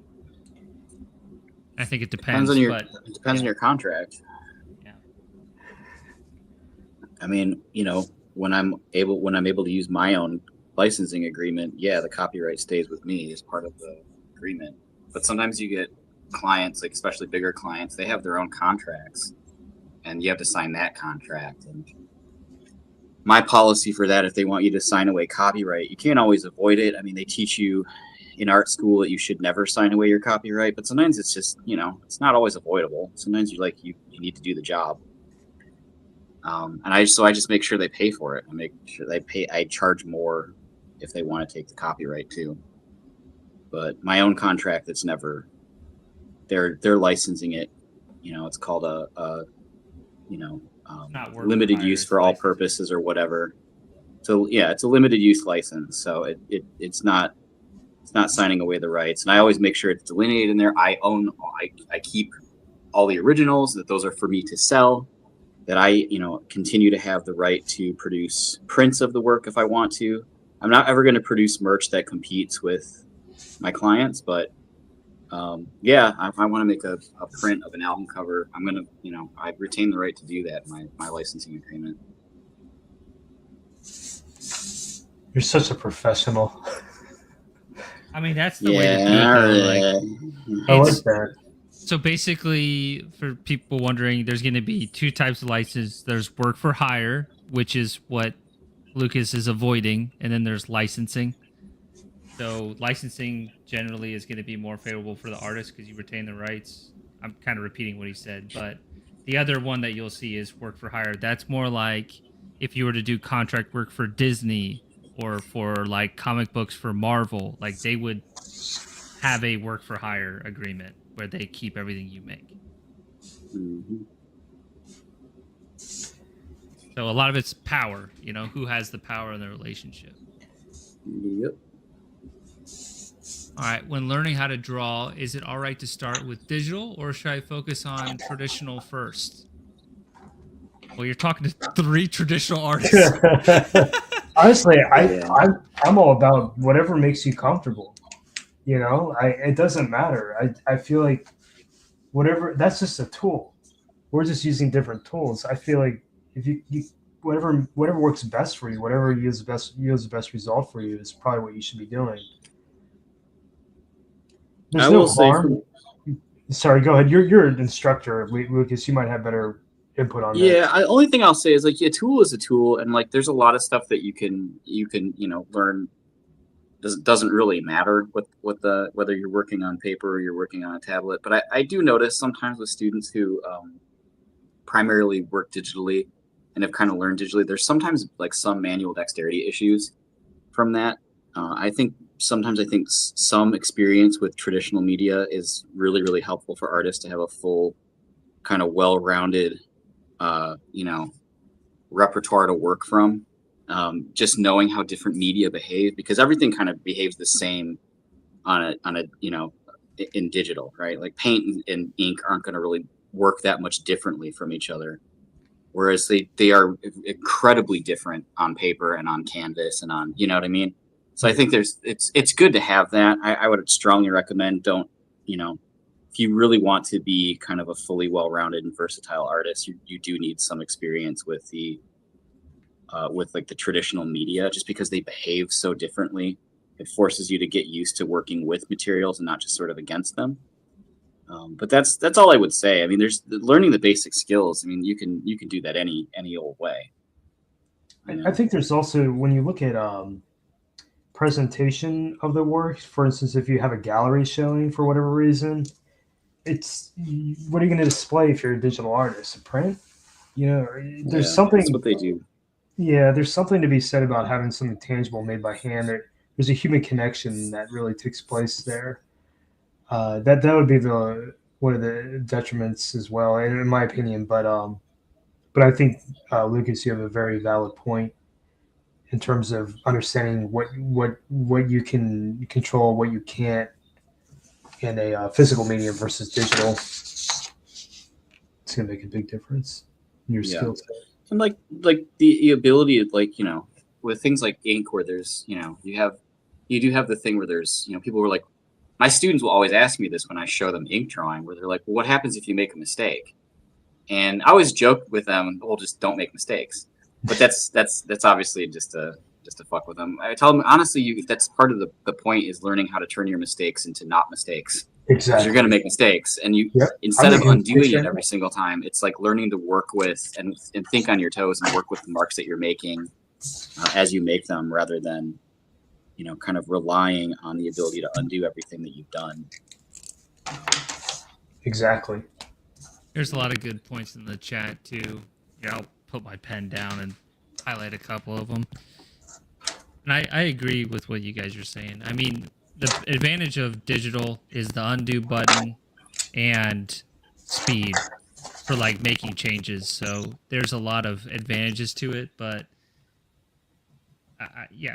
there's definitely a lot of advantages to traditional as well from the learning standpoint, but also like you have an original to sell, so there could be more revenue opportunity as well. Yeah, it's a good point.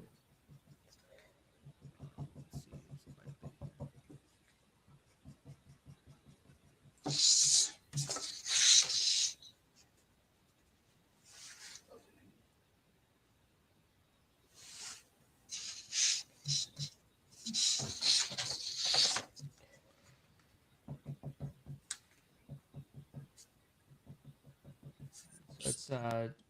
10:30, gentlemen. So we got about 30 or so more minutes. All right. Not to rush you guys. We don't have to finish anything. We're just hanging out. As usual, I am not going to finish this. God damn it. Thought if I did a real small piece, but you know what? You know what happens? Work expands to fit the time allotted to it. That's what happens. You got 30 minutes left, boy. Yeah, even if I had done like a trading, I feel like even if I did a trading card size drawing, I would still end up spending 2 hours on it.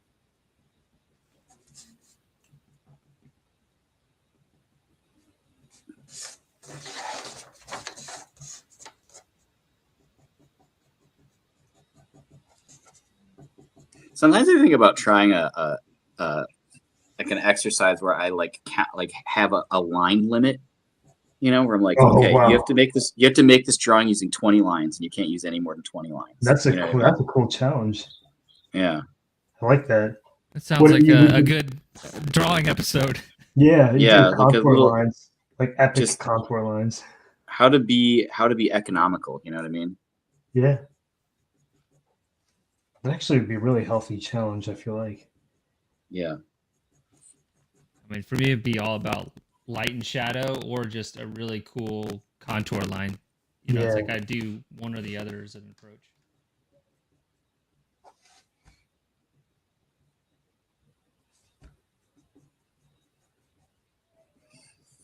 Yeah, when I was in school, they used to call it your economy of mark making.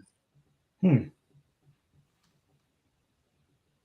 Yeah, there's something to think about. What is your economy of mark making? Did they like actively discourage against really highly rendered stuff, or is just like No. a It shade was of just. It caution? was just. It was more just like something that they told you to think about. Just like think about how like keep in mind, uh, how much you think you need to do something. And one of the things I used to tell my students all the time is, like another perhaps more pragmatic way to think of it was like when I would talk with them about an assignment they were working on, and I was like, it needs such and such, but that doesn't mean that you need to put in like 2 more hours of work on it. It may just need a little bit. Like I always said, it needs something, but it's always less than you think. Like keep that in mind. Like when you think it needs something, always assume it's less than your instinct is, because it usually is. It usually doesn't need as much. Like, I'll be like, this part needs to be darker for this shadow to read, but it doesn't need to be super dark. It might just need to be a hair darker. You know what I mean? It needs something, but not much. Not as much as you think. Try to keep that in mind. I have a tendency, I think, to go like kind of overboard with my mark making too. So as you can see, this is already kind of agonized. I mean, I think all three of us are kind of guilty of that. Yeah. Yeah, for sure.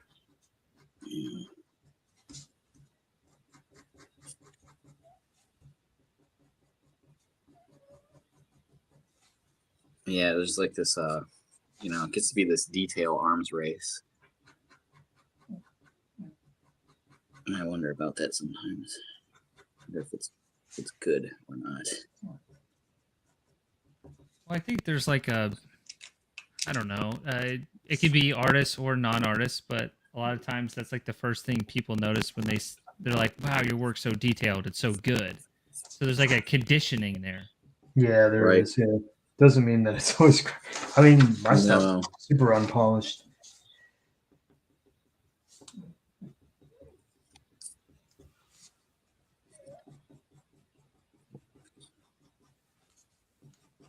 Yeah, that was another like complaint people had. Like, we used to talk. My cohort mates when I was in grad school, we used to kind of complain about how sometimes when you show your work to a non-artist, the very first thing is like, "Wow, it's really realistic," And like, is that what I'm going for though? I mean, why is that? Why is that like the best criteria to judge the work on? But people who don't know a lot about art, they don't really know what the criteria is. Looks really realistic. Okay, thanks. You start to ask, why didn't I just use a camera then if that's all that matters? Yeah, exactly. Just take a fucking picture of it. Snap, done.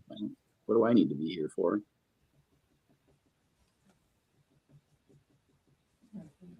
Gotta be adding something to it, Let's see if I can do this.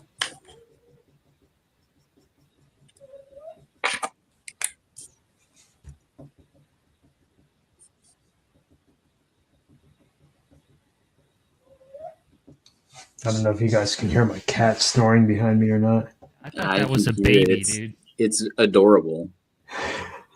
She snores so loud, man. I have to share my chair with her. She's sitting right behind me. Oh. How old is she? She's about 4 or 5. We adopted her about a year ago. She's a good cat, man. She's super chilled out. She's lazy as hell. Super sweet. That is what you want. Got a hyperactive ginger who's nuts. Oh, mine's a ginger too, but she's not hyper at all, man. How old is your cat? He's like fucking 8. Yeah, he's pretty old. You said 8? Yeah. Oh. Oh. He's a hunter. He's just got that hunter instinct. Oh, okay.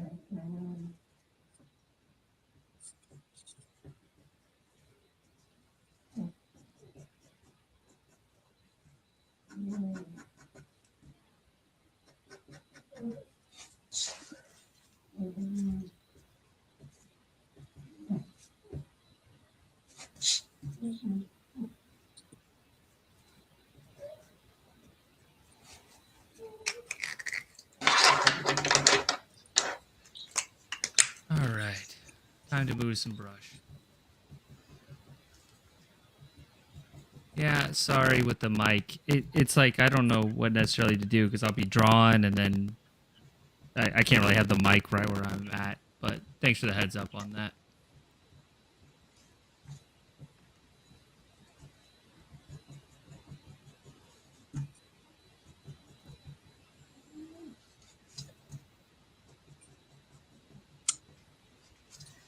No takebacks.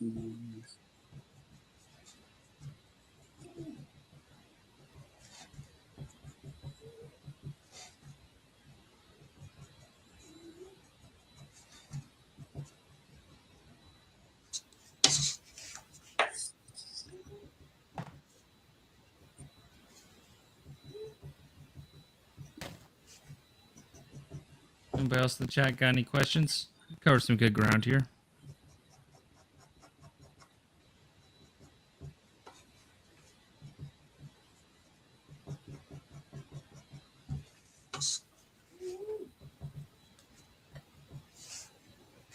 All right, we got a question. Lucas, what pen do you use to fill up that's got to drink a lot of ink? No, this is a Pentel brush pen. What I'm using right now. It has its own internal ink cartridge that you replace. So it actually opens up. I don't know if you guys can see that. It's its own internal ink reservoir. So it does kind of use a bit of ink, but you know what? It's kind of worth it because I don't have to constantly dip. And I like the brush. It's an actual brush. It's not just like a felt nib imitating a brush. So you can do I can do a lot of fine brush work if I want to, but I can also use it just to fill. This particular drawing, because it's so small, there really weren't a lot of opportunities for me to use the brush for actual mark making. So I'm just using it to fill this time around. But on something larger, I would probably use this for a more significant part of the process. I mean, you could do an entire drawing with this pen if you wanted to, with this brush nib, because you can get a line like that fine with it. You can see it gets pretty fine. I'll show it. You can see these little lines here are brush lines, and they get pretty fine. So you could use it to do an entire drawing, but just for now, I'm just using it to fill. You know what your tools are good for, and you use them for that. There are some things that there's just one thing that they're good at, and I just only ever need it for that one thing for 2 minutes in a drawing. But there's no other tool that really does that, so you got to have that tool.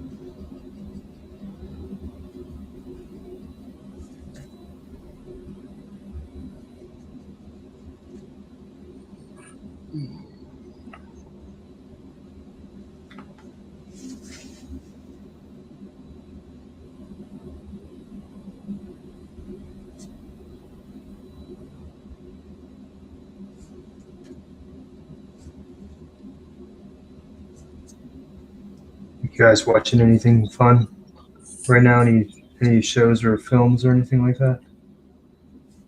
Severance. I'm watching that as it's releasing. What was Severance. that? Sorry, it's the fucking mic. Oh. Severance. That show on Apple. I'm watching that.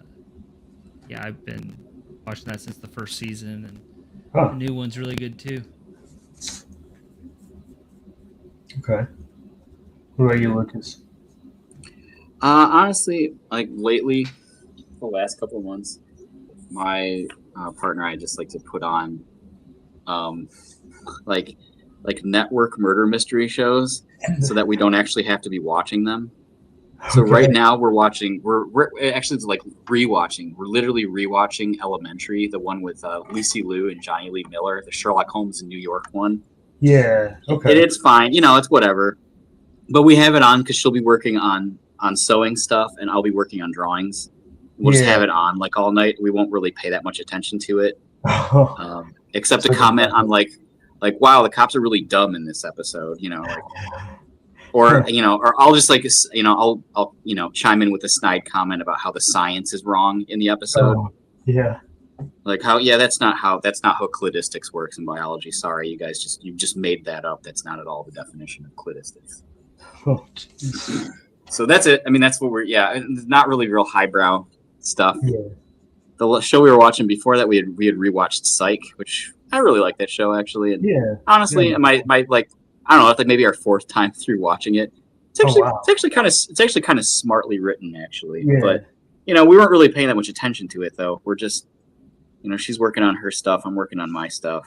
Like I'm doing personal artwork and she's working on clothes or something. So we like to have on stuff that we don't have to really pay that much attention to because we like the evenings for our projects. Sure. So.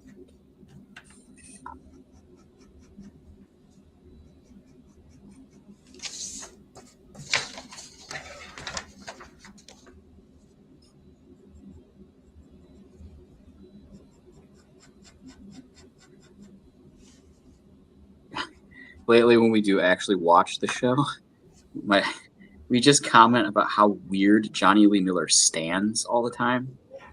Like, what the fuck is up with his posture in this show? Why does he stand like that? It's like he doesn't know what to do with his torso. Oh, that's interesting. Funny how you pick up on those little nuances. Yeah.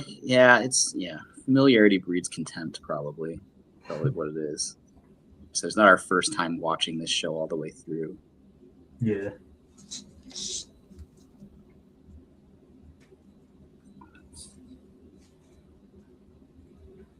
You binge work enough network dramas and you start to notice how freaking weird they are.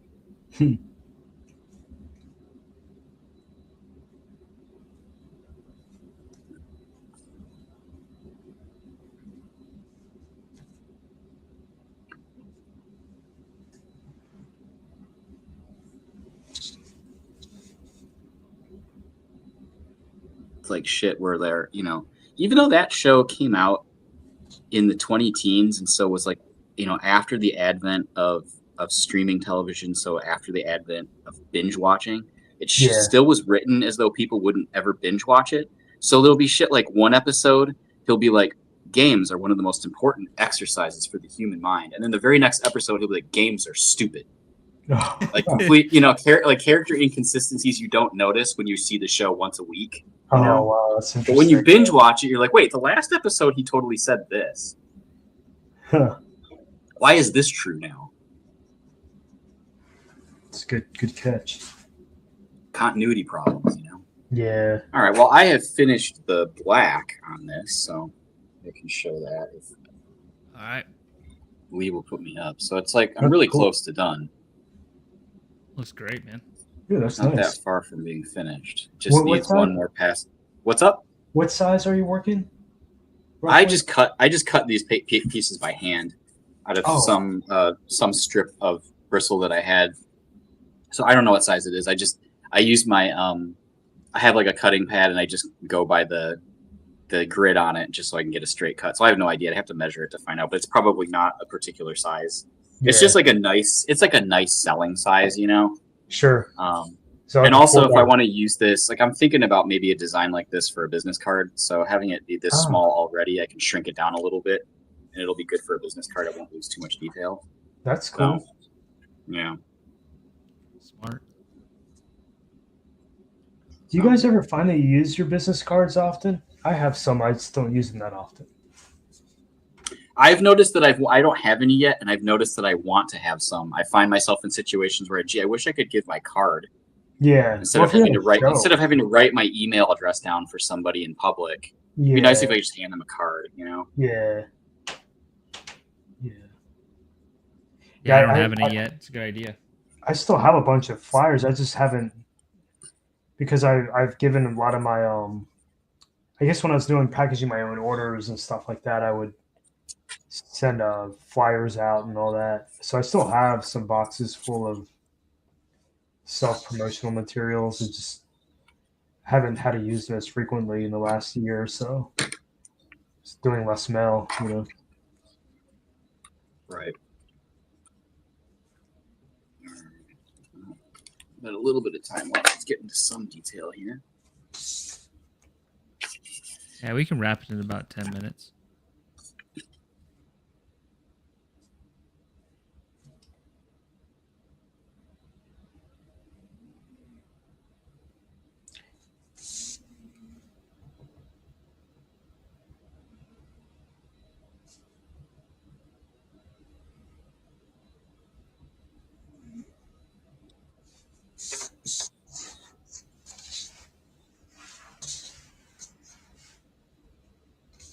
What about you, Mark? You asked what people are watching. Are you watching anything interesting? What am I watching right now? So right now I'm rewatching The Office. Okay. One series. And I just took my daughter to see a new film. Oh, it was Paddington. That's what it was. Paddington in Peru. It was good. Nice. It's fun. I've heard. I haven't seen the Paddington movies, but I actually hear they're pretty good. Yeah, they are. They're actually really well done. The previous Paddington film was one of her favorites. So I saw that the new one came out. So we went out there to go see it. I don't know if you guys have any Alamo movie theaters near you, but it's pretty cool. You can eat. They serve food and everything and drinks and whatnot. Yeah, we have something like that. Our Yeah. Regal cinemas is like that. There's actually a bar. Yeah. Too. So if you want to get good and toasted while watching a movie, Well, I don't drink really. Yeah, so I don't. Yeah. In theory, I do drink, but you know, it's like twice a year. Alex and I will split a beer. Okay. Like, ooh, do you want to split a beer with dinner tonight? Like, yeah, wow. Man, It'll be the second beer we've had all year. I don't like beer, man. I know it's so non-metal, but I had never Man, it's understandable. tried one that tasted good to me. You are not alone in that camp. There are a lot of people who feel that way.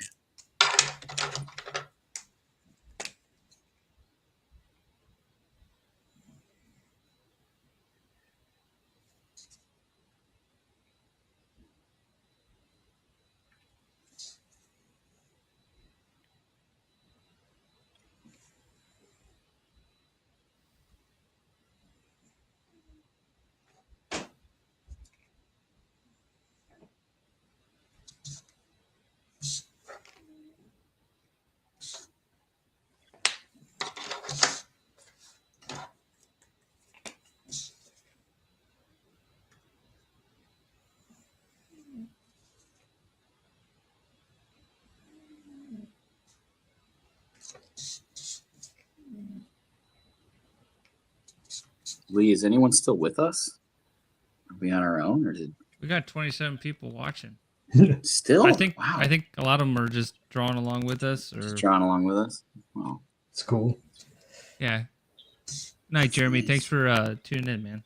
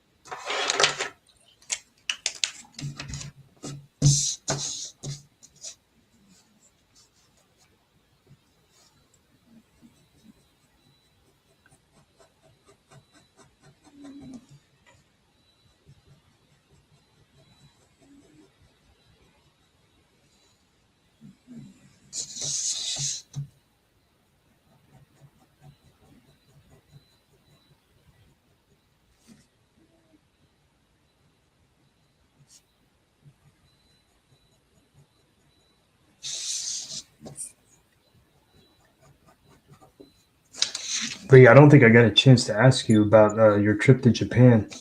What'd you think, man? What'd you think of the culture, just in general? I mean, it was awesome. It was definitely it just kind of opened my eyes to like a different way of living, Yeah, because I feel like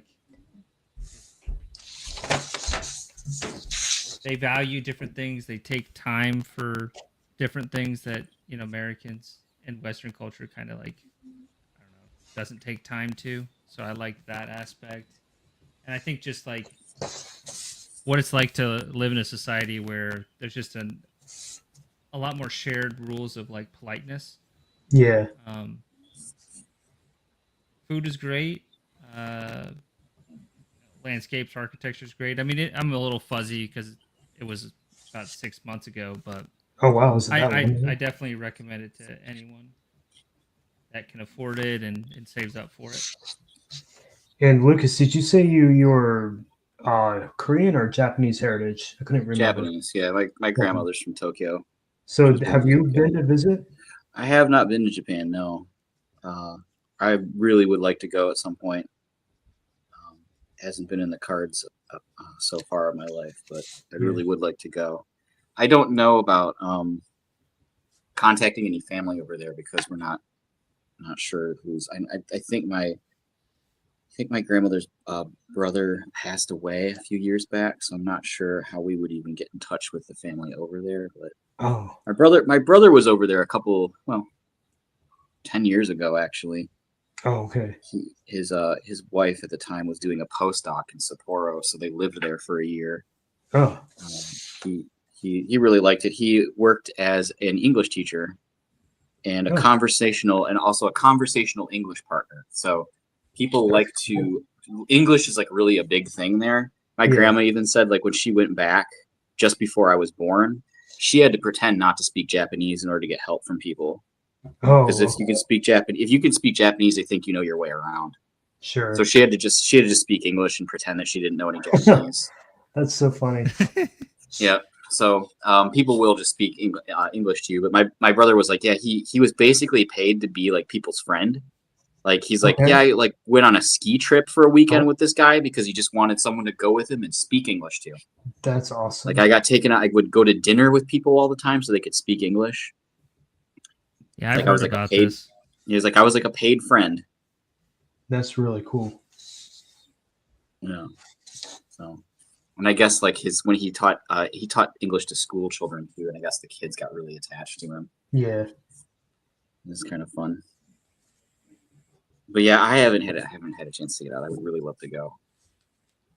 So where is the Japanese come into play in your heritage? Is your one of your parents full blooded or Yeah, my grandmother on my mom's side is from Tokyo. okay? So that's the full blooded aspect. Okay. Yeah, so I would be a quarter if you're gonna do Sure. the math. I suppose I don't Okay. I don't know that really makes sense Well, with I was just curious. genetics, but you know what it short as a shorthand people. Yeah. That means. I think it's always interesting to know where you come from. Yeah, it was always like a big part of for us like growing up as kids. It was kind of a big part of how we grew up because my grandmother didn't do that as much with her children, with my Mhm. aunts and uncles and my mom because it's just after World War II. The Japanese had just been gotten out of internment camps. There's a lot of kind of distrust, so Yeah. she raised her kids really, really American. She Okay. wanted them to be as American as possible. She was very much, we're assimilating, and then she really got to indulge like the Japanese side of her heritage with my brother and sister and I. So we grew up with a lot of stuff that my parents or my mom didn't really grow up with. My Hmm. mom still doesn't like a lot of Japanese food. Actually, she didn't really grow Oh. up eating it. Oh. But my brother and sister and I love it. Okay.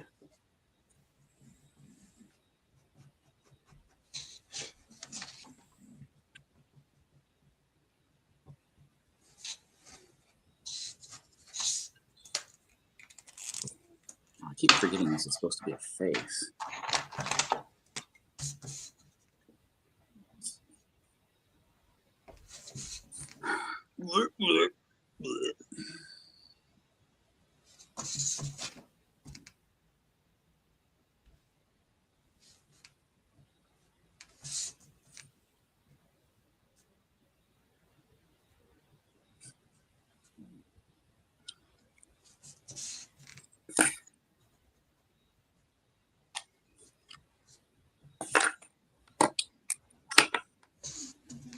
I am in that phase with commissions where I am starting a whole bunch of them at once, Oh yeah.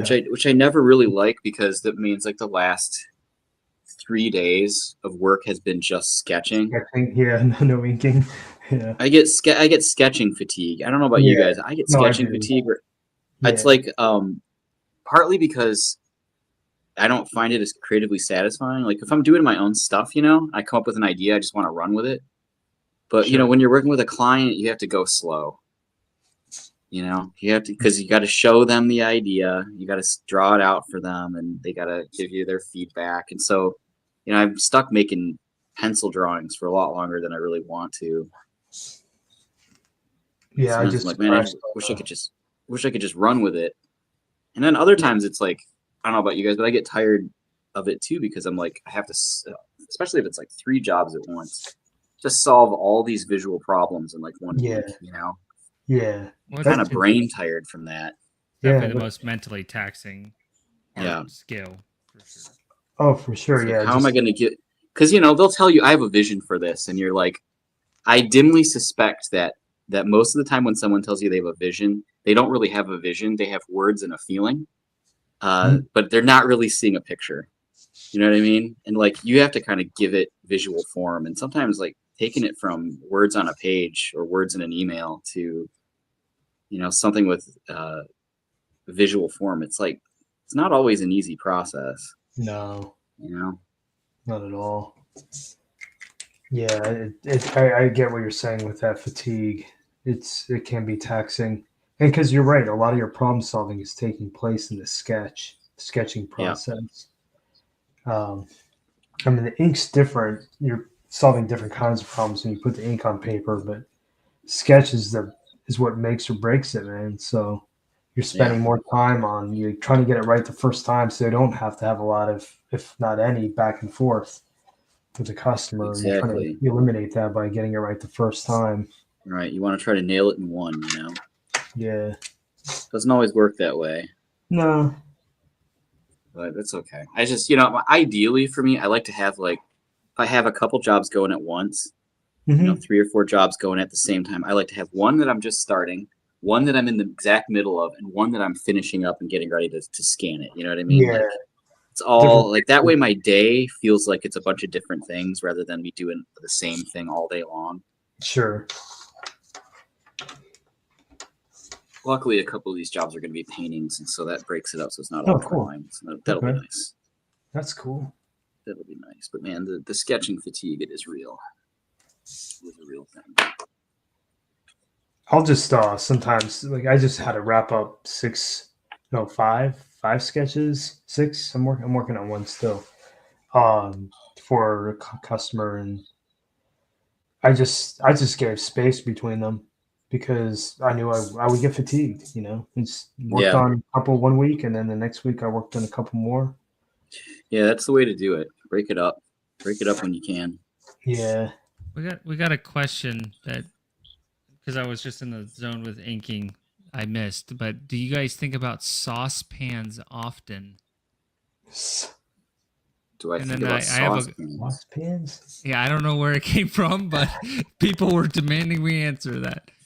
I mean, there's no beating like having a good saucepan in the kitchen. I will admit, like if you've got a nice stainless steel saucepan, it goes a long way towards making your culinary experience a lot more satisfying. I will say that. I have to say, I'm the cook in the house, so I have to say even though I'm not a real big fan of preparing food, there is a creative element to it for sure. In terms of you have to, sometimes you're limited in your supplies. You got to conjure something that you would normally not expect to make, or you're just trying to work with what you have in the pantry, so in the fridge. So I think there is sort of a creative problem solving and exercise that takes place when you're preparing food. It's kind of similar to the drawing process in a way. Yeah, I mean, Alex and I really like to cook a lot, so we spend a lot of time. I mean, we cook most of our meals. We don't really eat out very much, so I like to cook. I find it very relaxing. There are nights where, like, might seem the opposite, where like I've been working all day and I've been struggling in the studio. It might seem like the last thing I want to do is cook a meal. But Yeah. honestly, I'll be like, can I cook dinner tonight? Because I need to have something that goes Something well. different. You know what I mean? Like, well, I know, like, there's some dishes I know that I can just make them and it's going to come out good and it's going to be satisfying. Whereas, like, what I've been doing in the studio all day has been nothing short of frustrating and demoralizing. Gosh. You know, it's like art is hard. Cooking can be a lot of fun. So, yeah, I enjoy it. I like cooking. And like I said, there's no substitute in cooking for having good cooking tools. So yes, I guess I do think about it fairly often. Do you ever regret? Saucepans. Go ahead. Oh, because I was going to ask if you ever regret stepping away from your teaching gig a little bit. Do you have any regrets about that, or? I don't have any regrets because I fully expect to get back in the classroom at some point. Okay. It's just not for me right now. I see. I kind of needed a break from it. I'd been doing it, nonstop for quite a few years. I was teaching, fall, spring, and summer for years, not without really much of a break. And it is kind of taxing. Like dealing with students all the time is kind of taxing. They are pretty needy. Yeah. They put a lot on you as an instructor, and you feel a lot of responsibility for them. And it also it takes time away from like making your own art. If you're an art teacher, you don't get as much time to make your own stuff. So I don't regret stepping away from it. I think it's the thing I needed to do at that time. And at some point, I'm going to go back and pick up a class here and there. One class a semester or something. And so they left the door open for you. Is that right? Yeah, pretty well. I mean, pretty much anywhere that there's going to be places that will hire adjuncts. So okay, even if I'm not going to go back to the institution that I last taught at, sure. I can still probably find a class, just get a class to teach, and it won't be that big a deal. I might not pay much, but keep your foot in the door. Yeah. It can be really satisfying to see students kind of develop over a semester and see them become really excited, and to see them realize that they can do stuff they might not have thought they could do. But that, for me, I think I actually get more out of teaching students who aren't art majors in a lot of ways because they often have that feeling of like they're worried about being able to do it, or they don't think they're very good. They learn a little bit of agency almost. Like they learn, hey, I can actually do something with my hands. I didn't think I could do anything with my hands, I've had a few students when I was at Notre Dame who, I don't need to toot my own horn, but I definitely had a few students at Notre Dame who switched to becoming art majors after taking seriously? Dude, that's awesome, man. And I'm kind of, I'm proud of that. I'm proud that I helped some people realize they could do something that they didn't think was possible, Yeah, that's awesome. A hand in that, at least. I might not have been the only voice telling them that, but certainly had a hand in it. You guys getting close to a stopping point? Yeah, we can. Yeah, I think we can wrap it up. I'm fine. All right. Well, let's do a final little look-see at where we're at with each one. Thank you, everybody, for being on live with us in the chat and everything. I know it's kind of hard for me, like drawing and hosting, but I think I did okay, besides the mic issues. But it's not about me. Thank you, guys. All right. Let's Mark, what do you got?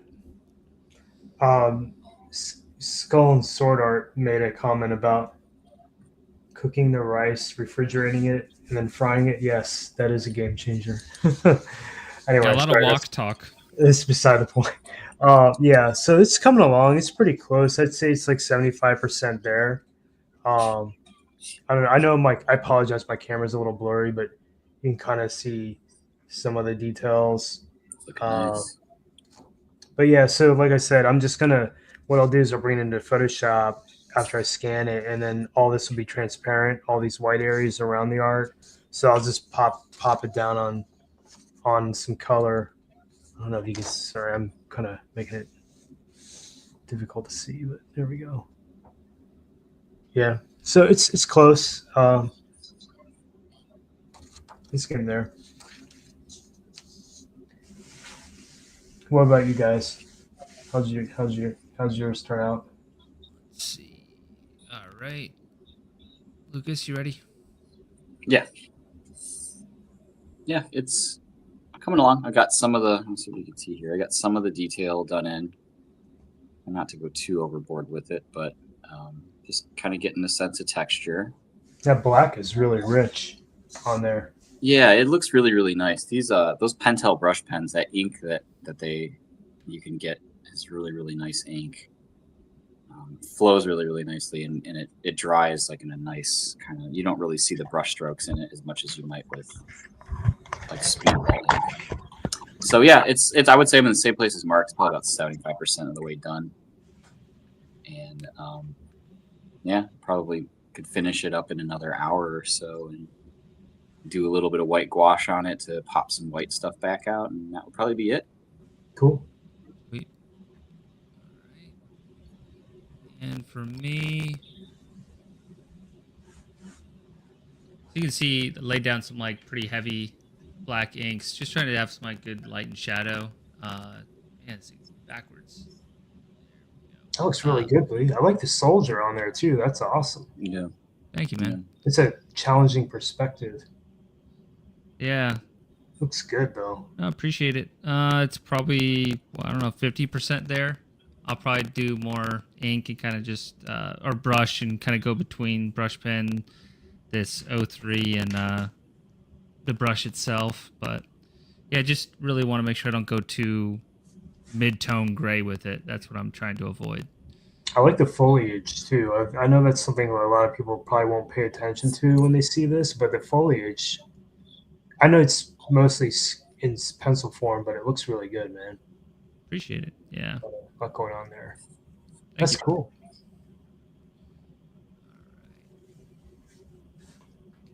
Cool. Excellent. Well, did you guys, is it quick for you guys to switch back to your camera? Yeah. Yeah. This is what I've been dealing with. Just The cat? Oh my god, she didn't even move. been having to share the seat with her this whole time. She's like, "What are you doing? You just woke me up."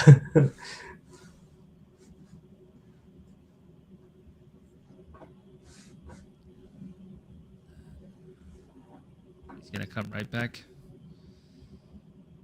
Oh man. Thanks for having us on here, Lee. Yeah, no problem. It's fun. It's kind of Good work. draining, man. I'm just Yeah. a little drained. I did a little bit of art earlier this morning, Yeah. or afternoon, I should say. So I was thinking, oh man, I should draw some more, but Got it. I need to save some energy.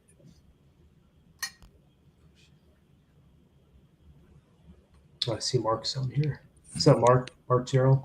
What's up? All right, cool. Well, that's another live episode.